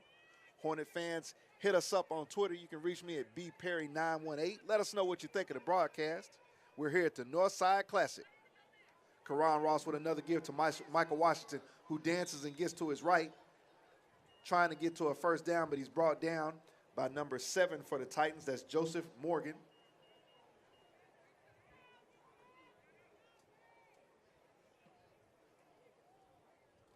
Third down for the Hornets, 2 yards to go. This Oates kid is a big boy, Leon. He definitely passes the eye test on that defensive line. Yeah.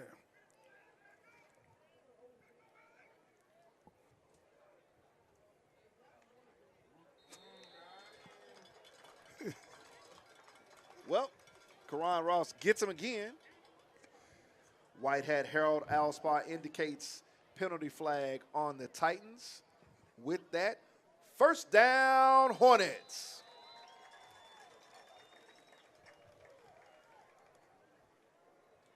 That's what, 4 today? Karan Ross inside give over the right side to Michael Washington. He gets a seam, doesn't make it to the sideline, but a big gain on the play for Washington. Well, I like his gear. You see that? He loves to mash and get them 10 toes down and thrust through there, don't he? It looks like he's running mad, to be perfectly honest with you. After them licks he took in the 1st half, looks like he's running like, okay, I got something for y'all. I've taken the best y'all have given. I got something for y'all in the 2nd half. And don't let his size fool you. He's tough. Don't blink. I'm walking that dog. 2nd down and 1 for the Hornets.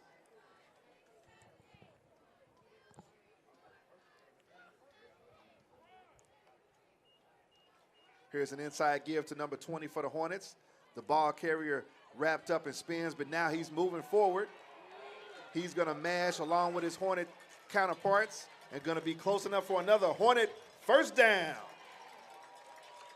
That's number 20, Caleb Barnes on the carry.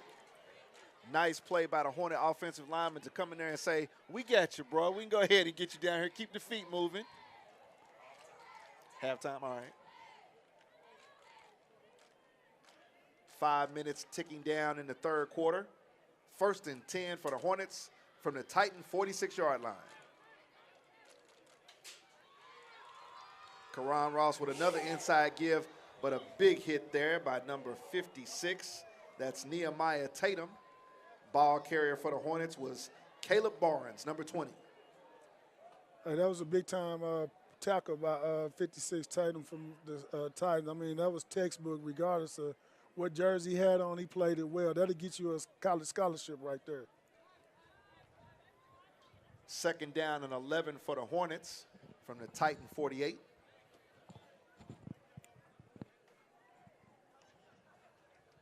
Karan Ross with the inside give. Michael Washington breaks outside to the left, looking for an alley. Tripped up. God. Finally brought down from behind by number 2. That's Micah Simmons on the carry. But a big game by Micah Washington. Good enough for a first down, Hornets. What an impressive run by number 3 again. He's man. running mad. Let's be honest. He's running mad. I'll be honest with you. We saw Michael Washington take some hits in the first half that we haven't seen him take in the 2 years he's been carrying the rock around here, and now he's looking for some get back.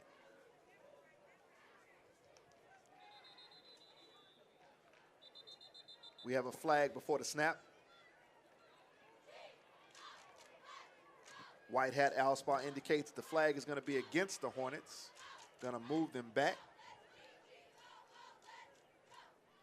And at halftime from Boulder, Colorado, it's the Colorado Buffaloes 13, Nebraska Cornhuskers zip.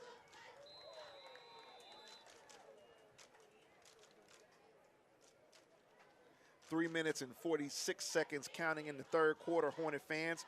We got a 3-by-1 formation with Karan Ross in the stinger formation.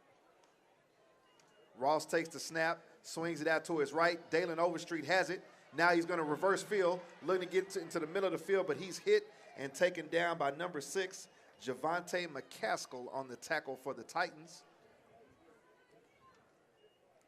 He was looking. I thought he saw something there. I thought he saw something. The thing is, he didn't see number 6, Javante McCaskill, and Javante McCaskill's like, welcome to the north side. That's what he saw. For sure. For sure he saw for that. Sure. Saw him for sure. He saw him for sure. 2nd down behind the chains for the Hornets.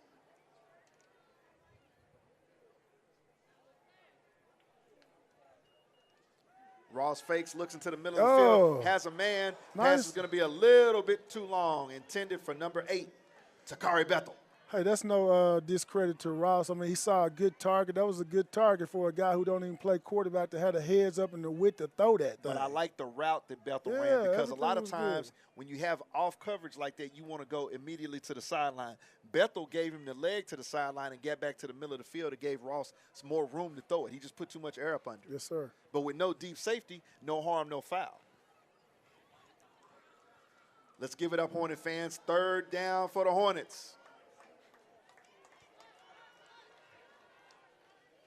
Ross takes the snap, looking again toward the left sideline. Got a man. You got to keep running. And this is going to be a little bit long once again. Pass intended once again for Takari Bethel. I think Bethel needs to keep running on that one. That time it was a little bit better. If Bethel would have kept his stride, I think that would have been 6, though. So, and it's to be foreseen when you got 2 guys that normally don't even play those spots. You got a backup quarterback, like so that, yeah. It'll come. I mean, hopefully we'll get the quarterback back and we can connect on that. But these plays are open, Leon, and we're taking these shots. And Pearson is calling a great game. Yeah. I mean, hats out to him. You got to take these shots. You're up 33-0. Take the shots. Yeah. 2 minutes and 40 seconds left on the incomplete pass here in the third quarter. Number 30, Dylan Carpenter, back to punt.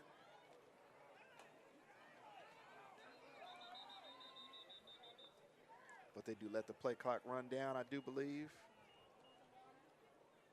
Are we taking a timeout? Timeout, Hornets. So Coach Jonathan Brown is going to take the time out before we get the penalty right there. But just what we were talking about, offensive coordinator Dante Pearson is calling a game today, Leon, where even though we've got our starting running back playing quarterback, we've seen a lot of different options of plays that we call formation sets. Yes. We've seen some motion. Yes. We've seen Karan Ross throwing deep. We've seen him throw an intermediate underneath route to Michael Washington for a reception. We've seen him throw an out route to 88, big number Braxton Daniel. We've seen a lot of different things, and this is what our running back playing quarterback. Yeah, and again, Pearson is really doing a good job of mixing it up. Like you said, I mean, he's doing a great job of giving them different looks, putting our playmakers in positions where they can get mismatches and taking advantage of it. So, again, if we can stick to this script, man, who knows what the future's going to look like going into this season with this type of performance that we're getting from the coordinator and the players. And the thing is, going into district play, you put things on film that you're going to at least make people think. Yes, sir. Back deep for the Titans, number 2, Micah Simmons.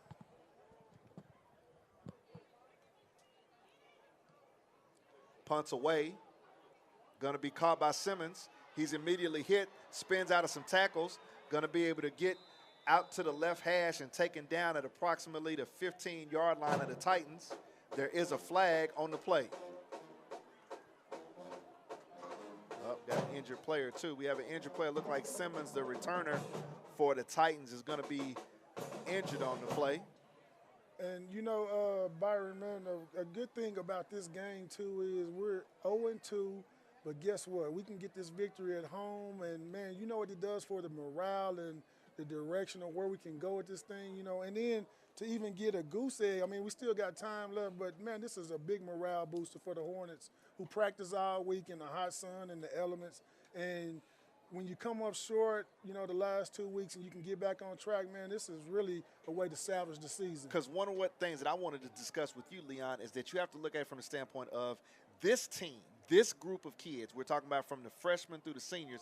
This group of kids, they haven't won a ball game yet. Right. They as a collective who made it through, you know, summer pride and fall camp and playing 2 games, they haven't tasted winning a game yet. And so for Coach Jonathan Brown, you know, one of the things that coaches always talk about is people have to learn how to win. That's right. And when you're 0-2, they obviously haven't learned that yet. They haven't learned who they can count on in certain situations that at the end of the game you can say, we got a W. Man, great point, Byron, man. So this is a great day to learn how to win. You got to give Coach Jonathan Brown and his staff, one of the things that we talk about a lot is the youth of the team. We call the names of a lot of kids that are sophomores of that sophomore class. Karan Ross obviously is a senior. He's been a part of the program the entire tenure of Coach Jonathan Brown, so he knows the mentality of Coach Brown. But a lot of these kids, they're coming to their second year just being around this, and this is a new staff, you know. 2 years around Coach Brown, but a whole new staff, you know. And I think that may have a lot to do with it. That was a great point you made. Karan's been with Coach Brown the whole 4 years, and Coach Brown probably like, hey, Ross is going to be my guy in this situation. So, you know, again, he went to a veteran and said, I need you to play this for me. I know you can't, but I know you can. Because the thing about it is that, you know, people ask, well, we don't have another quarterback? Our backup quarterback is a running back? Well, part of that is he knows Coach Brown. You see what I'm saying? So with the penalty after the punt return, the Titans are going to be backed up to deep in their territory, scrimmaging inside the 5-yard line. Here's an inside give, but hit immediately and wraps up and taken back. We're waiting on notification from Mr. Harold Allspaw. Touchdown Actually, Hornets. there's a fumble on the play. Referee White Hat Harold Allspaw indicates touchdown. Hornets, strike up the band. Strike up the band, Hornet fans. Touchdown, Hornets. I think that man, number 75, Muscle Man, caused that disruption in there. I see number 22, Garrett Spring Boone, coming off the field, excited about it. I don't know who made the fumble recovery as we see Muscle Coach Man Brown having knocked fun. down Jonathan Brown. That's a big boy. But that's what winning does, though. I mean, think about it. You know, it boosts, like we were talking about, the morale. When you can get points on the board, everybody's loose, they're having fun. And, you know, football is one of those sports where you have to practice all week long for one game. You know, basketball, you're getting 2 games, sometimes 3 in a week. But with football, it's one time a week. And when you can get in the W column or put yourself in a position like this, guys are having fun on the sideline, and it's just trickling down. A lot goes in for 48 minutes. Snap is back, hold is down, kick is up, and it's good. Hornet fans with 2 minutes and 32 seconds left in the third quarter. And the clad in orange, Booker T. Washington Hornets take a lead of 40 against the McLain Titans with a score of 0. And with the performance of the Hornets, it looked like some of the Titan fans are making their hiatus early to get ready to watch the second half of the Colorado and Nebraska game. I guess there's never getting there early enough when your team is losing. You understand what I'm saying? You can never get to the car early enough. Titan fans, we do appreciate y'all for being here this afternoon. The Northside Classic is a special event. There is no other rivalry in the northeastern part of Oklahoma that has some of the venom, the fervor, the hype than this one does. I mean, we're talking about some great players that have come from this classic. And let's attention in the stadium. We have some lost keys. We have 2 sets of lost keys here in the press box. If you have lost your keys on multiple rings, please check with us at the press box. Thank you. And going back to this Northside Classic, you know, when we were playing back in the 80s and all of that, remember, these were the guys we grew up with in the neighborhood. So, you know, even though we're putting up 40 on McLain right now, they've had some good teams in times past, and we've had some good memories and some good rivalries. Flag on the play at the kickoff. Looks like it's going to indicate illegal procedure was going to back up the Hornets. Once again, number 30, Dylan Carpenter will kick off. And that's the thing about the Northside Classic that made it one of those games that was extremely difficult, because you're playing against guys that you grew up playing backyard football with, those guys that you high-stepped in the backyard and talked trash with. Now you got to come out here in pads and basically do the keys and the signals that your coaches are telling you to do. It's one of the strongest things that coaching staffs have to do in order to take you out of your element and say you got to play our style of football.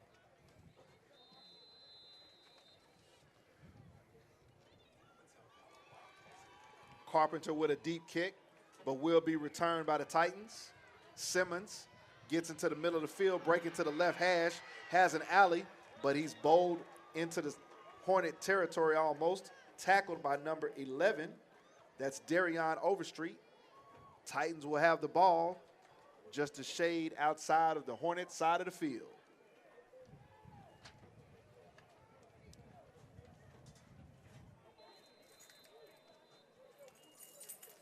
P.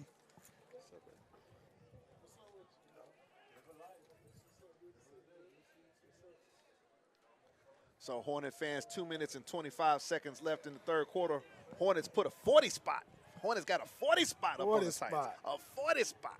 I need a 40-piece lemon pepper.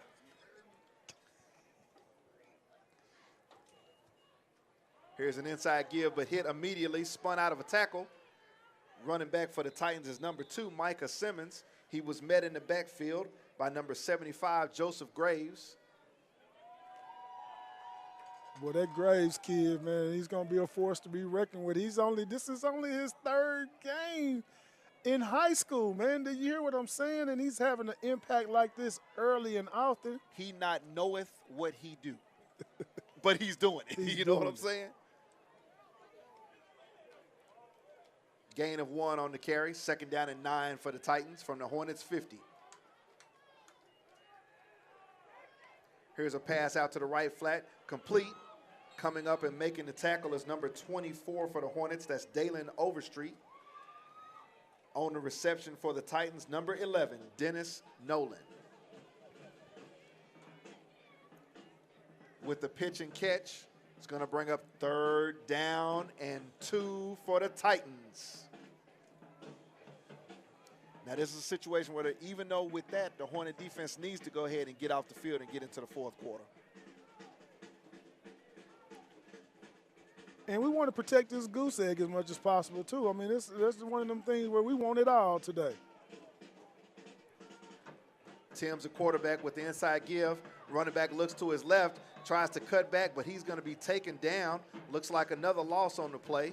On the tackle, number 75, Joseph Graves.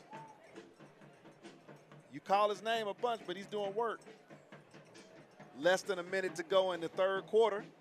It's going to bring up 4th down for the Titans. Let's hear it for this Hornet defense, fans.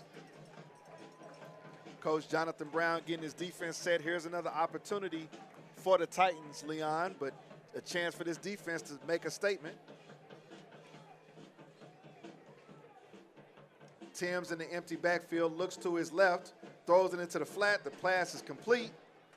Number 11 makes the reception. That's Dennis Nolan. Flag on the play. I think that was one of them flags where the referee feeling sorry for McLain, and he's going to try to help him get in the end zone, just to be honest with you. Waiting for the white hat, Mr. Harold Alspaugh. I think he's going to call helmet to helmet targeting, something like that. But Something crazy. And how do you call targeting in this 40 zip, though? That's what made me come up with that. You know what I mean? Flag on the play is going to be assessed against the Hornets. The ball is going to move deep into Hornet territory. With the pass and the penalty, it's going to be 1st down, Titans. Less than a minute to go, less than 20 seconds to go in the 3rd quarter. Hornets are trying to protect the shutout, Hornet fans. Timms has a snap, looking right, pumps, throws deep, has a man. The pass is defended in the secondary by number 24 and knocked to the ground. Dalen Overstreet. Pass incomplete.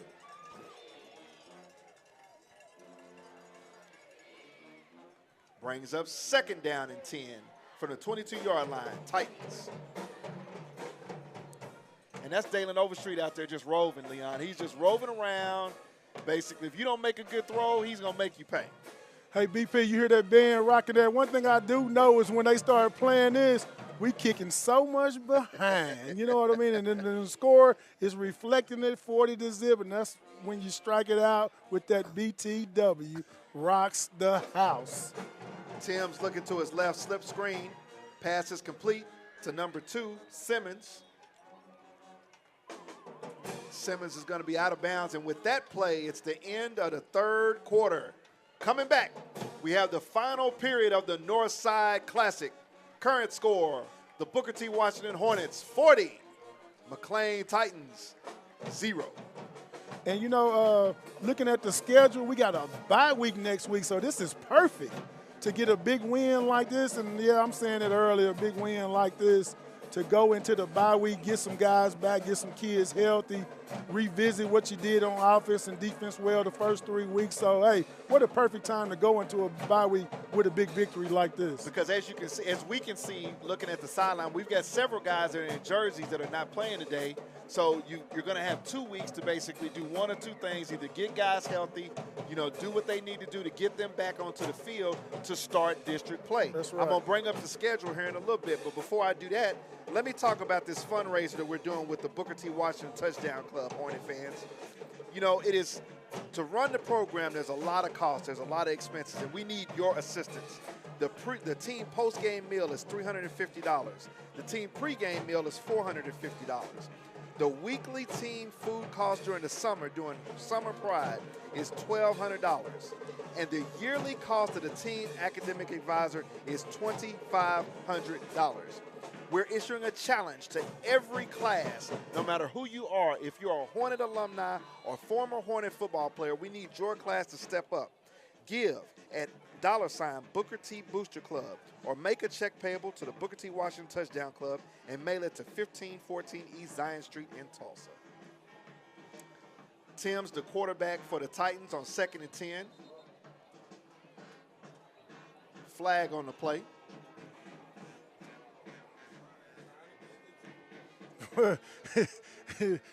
Just like my colleagues say up here, Hornet fan, it looked like the referees are feeling sorry for McLain and trying to get him in the end zone.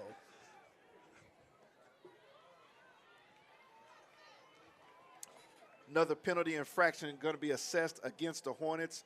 Moving the football 5 yards further, going to make it 1st and 5 from the Hornets 7. Let's give it up for the defense, Hornet fans. Their backs are against the wall.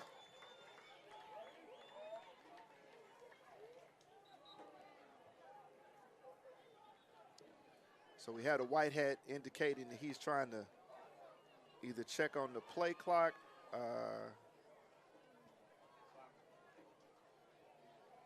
The clock. Okay, so we've had some issues of malfunction with the game clock.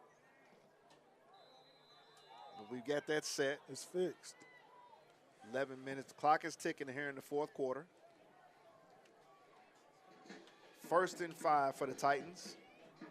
Looks to his left, throws his throwback screens, number 11. Pass is complete, but he's going to be taken down at the Hornet 5-yard line. There on the tackle for the Hornets, number 7, Jaden Oates. Can't say enough about Oates being back in the lineup. Was huge morale booster, presence, all of that for the defense, and it definitely has made a difference with him back in the lineup. 2nd down and 4 for the 6 from the 6-yard line for the Titans. Coming up on 11 minutes in the ball game.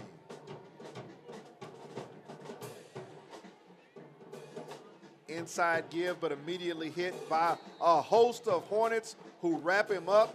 No gain on the play.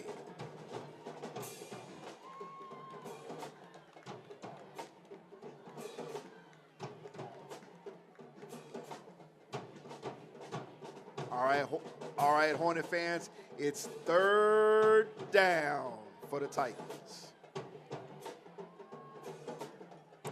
Big 3rd down here for the Titans, Leon, who haven't seen pay dirt all afternoon. This is their deepest penetration in the Hornet territory. Let's see what they're going to dial up here.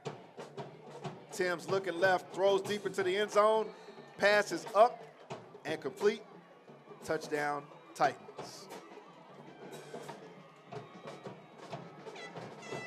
On the reception, number 4, Titus Morgan. That's Tim's to Morgan. Touchdown, Titans. Well, the goose egg is gone, Leon. I mean, it's deflating at 40-6. I mean, ain't much else to say. I mean, we still got a big lead. You want to protect that goose egg, but, hey, it's football and it happens. You know what I mean? So, hey. And then at the end of the day, the victory goes in the W column and all of that good stuff. So it is what it is, right? Snap is back, but it's going to be recovered by the Hornets. Big boy Ball's trying to pick it up. Look, dead. 75, going to run it on in anyway. You know what I mean? Run it on in anyway. That's what happens when you're the big guy. Just the show kick him. was attempted by number 60, Tyrone Gordon. The point after attempt fails. 10 minutes and 21 seconds left in the ball game. Hornets 40, Titans 6.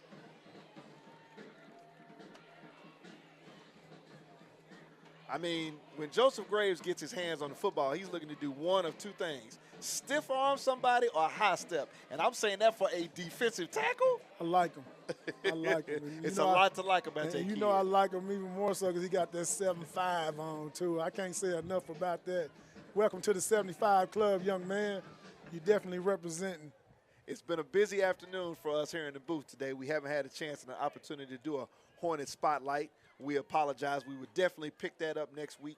We'll definitely do our best when we come back from the bye week to let you watching the broadcast know about some of the kids on the team. We've got information about a lot of guys, and we want to give you, the fan and the viewer, the opportunity to learn something about these young men that's representing the Hornet pride as the legacy continues. Booker T. Washington football 2023-2024.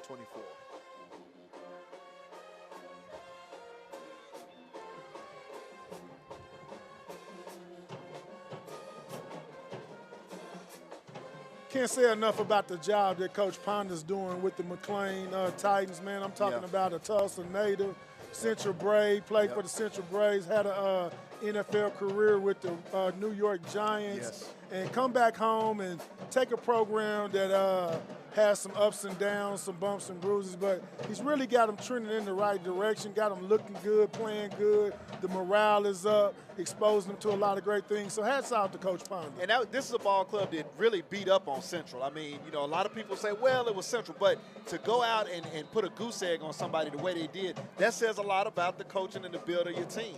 And there's some things to see here. Here's a short kick picked up on the far side by Dalen Overstreet. He's trying to work his back way to the near side. Gets back inside the left hash and taken down. But there is a flag on the play, on the tackle. Number 46, Mark Tate for the Titans.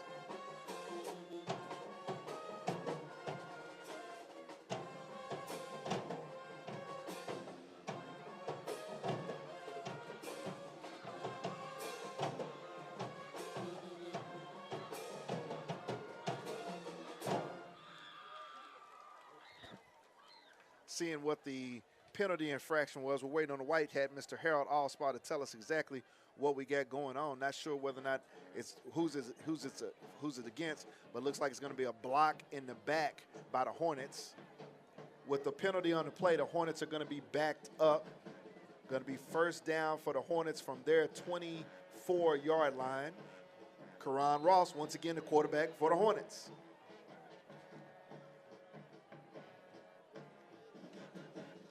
Ross throws it out here to the near side.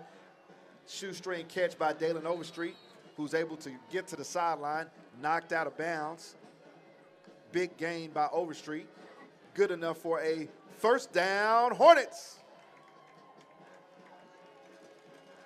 That pitch and catch, I mean, Overstreet made a great catch there, Leon, catching it almost off of the top of his shoes and still gets a first down. Had to come back and twist his body around to get the ball. Like you said, made a great play.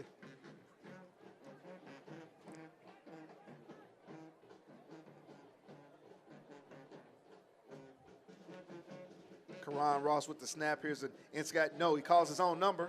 Hits in the backfield, trying to get back to the line of scrimmage. Taken down by multiple Titans, but there's also a flag on the play. Thought I saw a flag.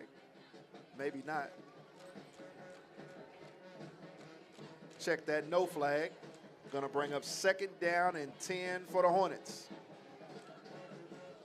Karan Ross was running for his life that time, Leon. Don't know whether or not they read the play fake, but he didn't have much room. It was just a struggle to get back to the line of scrimmage. Here's an inside give to Michael Washington, who breaks it out to the numbers. He gets to the sidelines, got a foot race. Gonna be ran out of bounds by number 22, Keegan Chambers. But once again on the carry by Micah Washington, it's first down, Hornets. Micah Sweetfeet Washington was able to bounce that one to the outside. And, man, if Chambers is a step slow, he going to walk that dog. Man.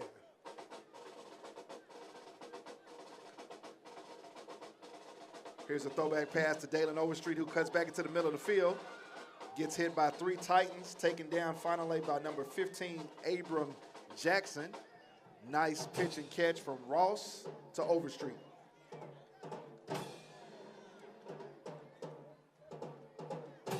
With the completion and run, it's going to be second down and 3 for the Hornets from the Titan 41-yard line.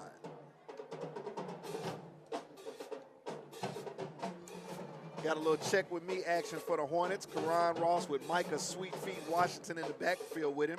3-by-1 set for the Hornets. Here's an inside note. Karan Ross calls his own number over after the fake to Micah Washington. And with that run, he's going to have enough yardage for another first down, Hornets.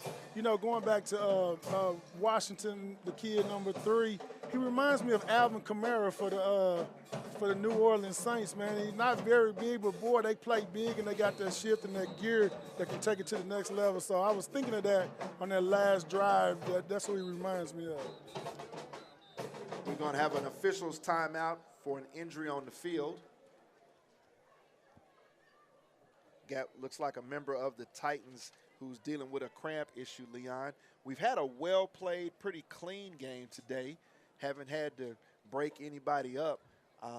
But the Hornet offense, and I have to give a lot of credit, once again, offensive coordinator Dante Pearson, he's called a really good game today. He really has. And, and he's done a great job of preparing the kids without the starting quarterback. That's a tough task in itself, is to know that your quarterback is down and the next man up mentality. But to take a kid who plays the natural position of running back and put him in the quarterback position says a lot about the preparation that the Hornets had all week to even be in this position to put up 40 points, which is a good thing for any offense.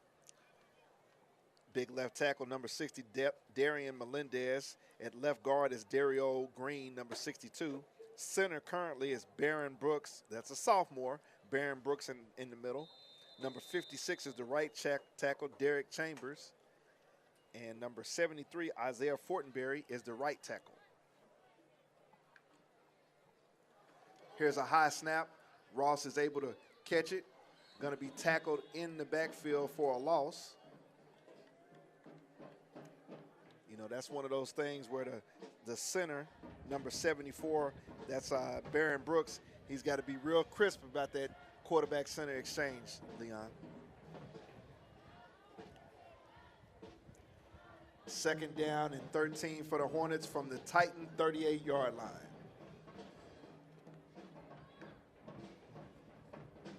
Inside give to Michael Washington, bounces to the outside, finally run out of bounds by several Titans. May have a couple of yards gained on the play.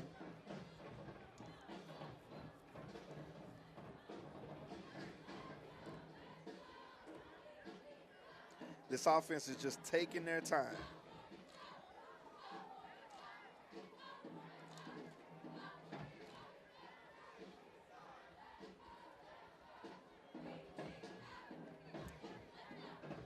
Third down and 11 for the Hornets from the Titan 36.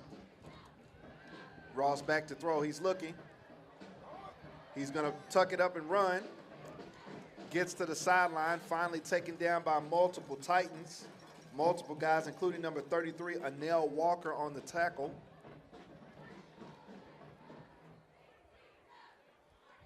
Checking the spot. It's going to bring up 4th down and 2 for the Hornet offense, fans. 4th down and 2. And the Hornets will go for it. Here's another conversion opportunity from the Titan 26. Karan Ross in the stinger formation, backs to his left and to his right. But that time, the Hornets are going to be offsides. What we got on that Colorado game? What's the score? Once again, the score from Boulder, Colorado. The Colorado Buffaloes led by Coach Prime, 13. Nebraska Cornhuskers, 0. Goose egg, zip, Leon. Gotta be on the Prime train, baby. Gotta be on the Prime train.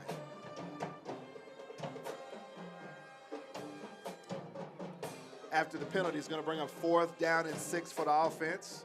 Karan Ross gives to Dalen Overstreet, who's running wide, trying to get to the sticks, but he's going to be hit by number 4, Titus Morgan. Going to be short. Turnover on downs. And that's the situation there, Leon. Instead of trying to throw for the first down after the penalty, we just try to run it wide. What's your thought about the play call there? Right now it looks like Pearson is like, we've done our job. We would like to move the chains and keep it going, but in that situation, that was a not very good selection of play calling and what you've been used to. But we're not going to hold that against them. No need to be greedy. No need to be greedy. And I think right now, like you said, they're just trying to get out of here, milk the clock. It's 5 minutes left. Yep. Go home, watch some football. They got a week to relax and, ice the legs and get their feet back up on them. So that's what that was.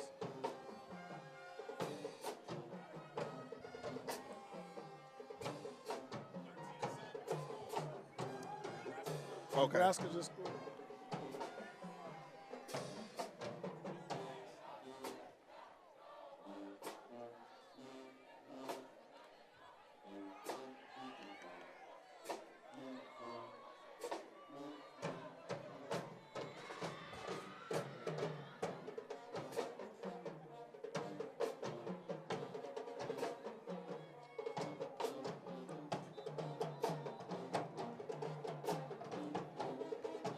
Remember, Hornet fans, the next time to see the Hornets live will be September 22nd, 7 p.m. at home versus the Bartlesville Bruins from Bartlesville, Oklahoma. That will be here at S.C. Williams Stadium, September 22nd.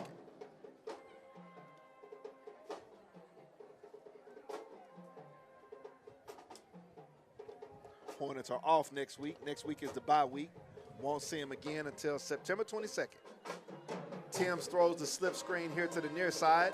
Number 7 with the reception, trying to make a move, but he's wrapped up by multiple Hornets, including number 22, Garrett Spring Boone.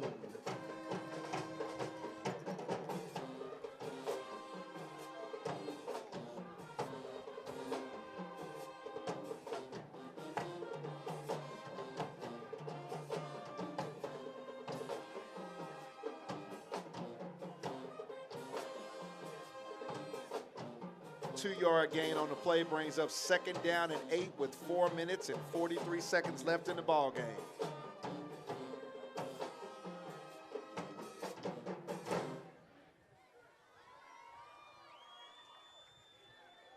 Here's an inside give to number 3. Coming up from the secondary is once again number 22, Garrett Spring Boone with the tackle behind the line of scrimmage, lost on the play. Garrett Spring Boone looked like he was shot out of a cannon that time, Leon. I mean, he came from the linebacker spot, snuffed that out quickly, and took number 3, Nia Parker, down with authority before he got any opportunity to make a move and get upfield. 4 minutes left in the ball game, Hornet fans. Hornets are up with a 40-piece on the Titans, who have a score of 6. Third down for the Titans. Quarterback drops back, throws to the near side. Pass is going to be complete, but short of the line to gain. Receiver on the play is number 2, Micah Simmons. That's Jonte Timms to Micah Simmons.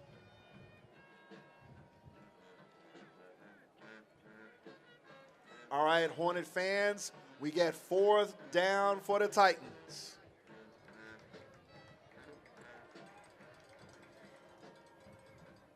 On the punt for the Titans, number 60, Tyrone Gordon. Back to receive for the Hornets, number 8, Takari Bethel. Gonna see what Mr. Bethel is gonna do. We've been waiting to see this lightning quick speed. We got a bad snap, and immediately gonna be hit. He gonna give low him a face snap mask for the Titans. Immediately wrapped up by number 13 for the Hornets and taken down. Number 13 for the Hornets is Jordan Sales. Flag on the play.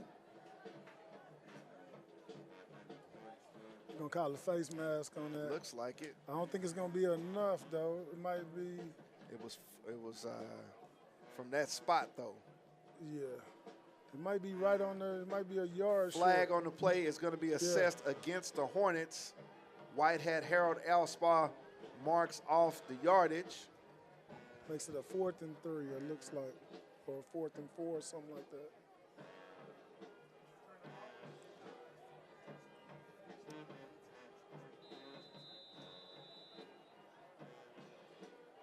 All right, Hornet fans, the Titans are going for it. 4th down and 2 from the 38-yard line. So the Titans have decided not to repunt. They're going to go for it. Timms, the quarterback, in the pistol formation. Timms looks to his left. Pass is complete, but immediately hit and wrapped up and taken down by the most of the Hornets secondary. Number 29, Anderson Carter, immediately wrapped him up. Turnover on downs, Hornet football. And that's the answer that you need right there, Leon. That's backup kids coming in, making a play, taking away any momentum that McLain would possibly have by getting the first down there. Now you got the ball back. 2 minutes and 32 seconds left. Going to be 1st and 10, deep inside McLain territory. Going to be at their own 34. And I don't know if they're going to take a timeout here or not. Got. All right, yeah. All right, yeah.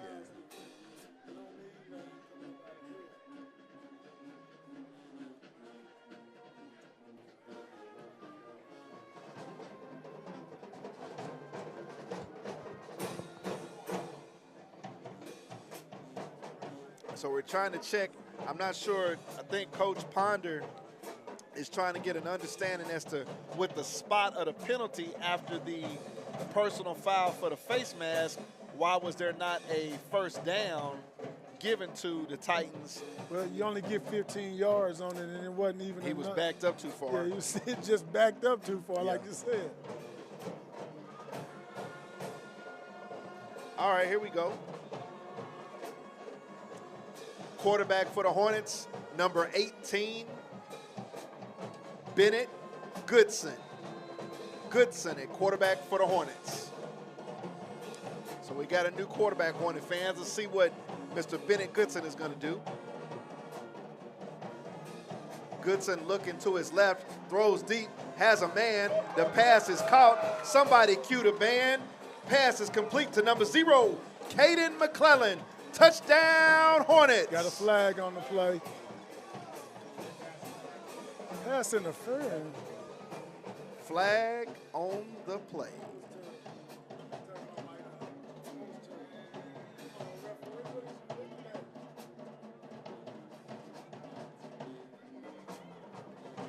Looks like the official was caught looking at his Apple Watch on that play. Penalty will be assessed against the Hornets, negating the touchdown. Going to be backing the Hornets up. They're going to have first down from the Titan 49-yard line. 2 minutes and 26 seconds left in the ball game. I don't know, BP, with that Lions judgment being on the McLain sideline, sound like he got a fruit snack or something out the deal. You know what I mean? Low snap. Goodson looks now to his right side. Once again, has a man, and the ball's going to fall in between the hands, intended for number 8, Takari Bethel. Incomplete. That was 6. That was 6, and that was 9. Nice look. Nice look. Go back I mean, to it. He put enough air under that. All Bethel had to do was run and put his hands with the basket. That's the one where you got to throw your head back, but your elbows got to touch on that one. That's just the discipline on that one. Hornets, we're going up top here late, looking to put a statement on top of the win. Here's an inside carry coming to the right-hand side. Karan Ross, the ball carrier, going to be able to get good yardage and taken out of bounds deeper into Titan territory. He's limping too. Ross come on the sideline, gimping right there, you see it? Good thing we got a bye week, though. Take him out. He done his job. He don't need to do nothing else. He's gimpy. Yeah. Yep. Don't want to see that, especially in a game that he's played today.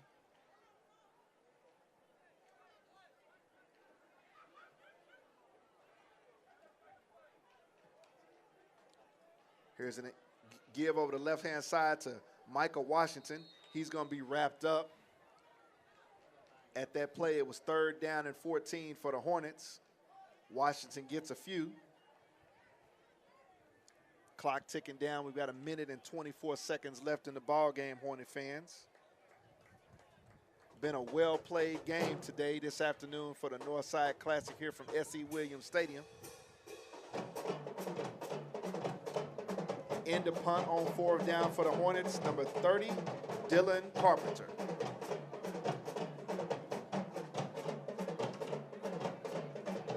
One minute left in the ball game. 1 minute remaining.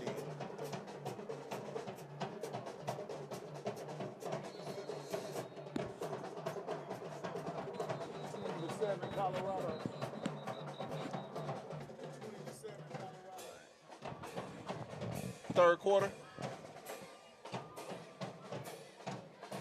In the third quarter from Boulder, Colorado, Buffaloes 20, Nebraska Cornhuskers 7.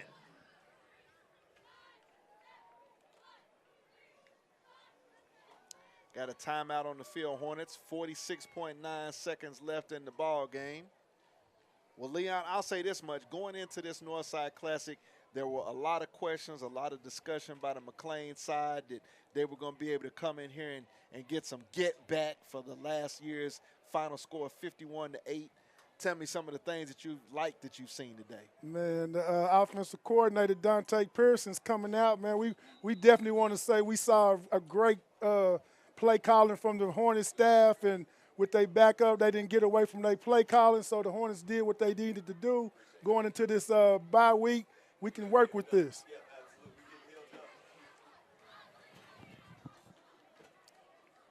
Great game called by Dante Pearson. Yes, sir. Yes, sir. So, like you said, just to recap, it was just Dante stuck to the game plan. He had some guys out, especially his quarterback, but, hey, overall, it was a great performance by the Hornets offense today. Punts up, hits in the field of play, but it's going to roll into the end zone. Touchback. Titans will take the ball with 40 seconds left at their 20-yard line. Once again, Hornet fans, next week the Hornets have a bye. You can see them once again live here at S.C. Williams Stadium on September the 22nd when they take on the Bartlesville Bruins. Definitely want you to come out and support the program.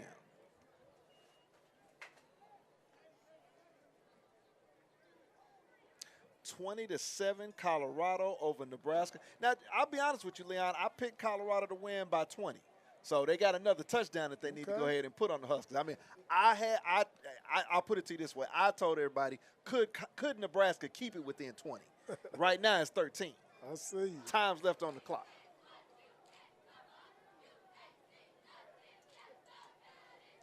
Low snap, inside handoff for the Titans. Running back number 3, Nia Parker. He's able to get a few yards. Clock is running.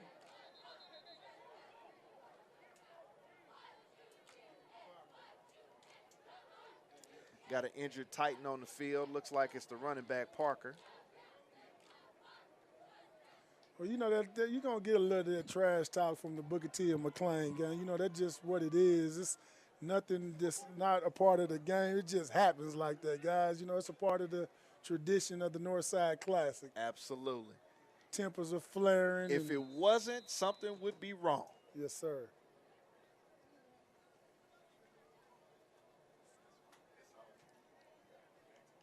That's game there. And with the clock ticking down, the final score of this version of the Northside Classic, Booker T. Washington Hornets 40, McLain Titans 6. We want to thank everybody for coming out. We want to thank you for your good sportsmanship. We want to thank you for your good attendance. We want to thank the players for playing a good spirited football game. As you leave, please take your time making to the exits. We appreciate you. God bless everybody. Enjoy your weekend from Hornets Stadium, the S.C. Williams Stadium. Your Hornets are victorious. Well, Hornet fans, it was different, calling the game, filling in for the legendary Night Train Lane, but the outcome is what we needed to see happen. Hornets are victorious over our rivals from 49-29, 40-6. And you know what? I'd be remiss. Night Train's crew is still up here. They gave us some tidbits and some pointers to keep us on task as well. So kudos to the crew that works with Night Train. Absolutely. On the weekly. These two guys saved us a whole lot today, Leon. Tell me some of the highlights, some of the things you really enjoyed seeing today. Man, number 3, Michael Washington. He's a star in the making on offense. Young kid, sophomore. Graves on defense, young defensive lineman, good to go and all that good stuff. One housekeeping note, we still have a set of keys here in the press box and a wallet. If you've lost your wallet or a set of keys, they are here in the press box. Thank you. Leon, it's glad to see us get into the win column. As I said before, having McLain on the schedule was the elixir that we needed to solve the wounds of going 0-2. But it's really impressive to see what we did from a coaching standpoint today, offensively and defensively. You got to give Coach Jonathan Brown credit for his defensive side of the game. He called on the defense. We did the things that we needed to do, period, point blank. That's right. I mean, you just couldn't ask for nothing better from today. It was a good afternoon of football. You got up this morning, had breakfast with the team, and we came up here, got a chance to commentate, and we got a chance to see some good things that the offense and defense did all week to prepare for a game like this. And we put up 40-something points, which is always a plus for our offense. Well, Hornet fans, bottom line is we take next week off. It's a bye week, but we will see you guys in 2 weeks, Friday, September 22nd, from here at S.E. Williams. We'll have the Hornets versus the Bartlesville Bruins. It's been a good game the last couple of years, and we're going to be here to do it. I'm Byron Perry. That's Leon Skillins. Leon, thank you, man. I appreciate you today. I appreciate you today. Yes, sir. Wonderful game, big outcome. We will see you in 2 weeks. This is Hornet Football 2023-2024.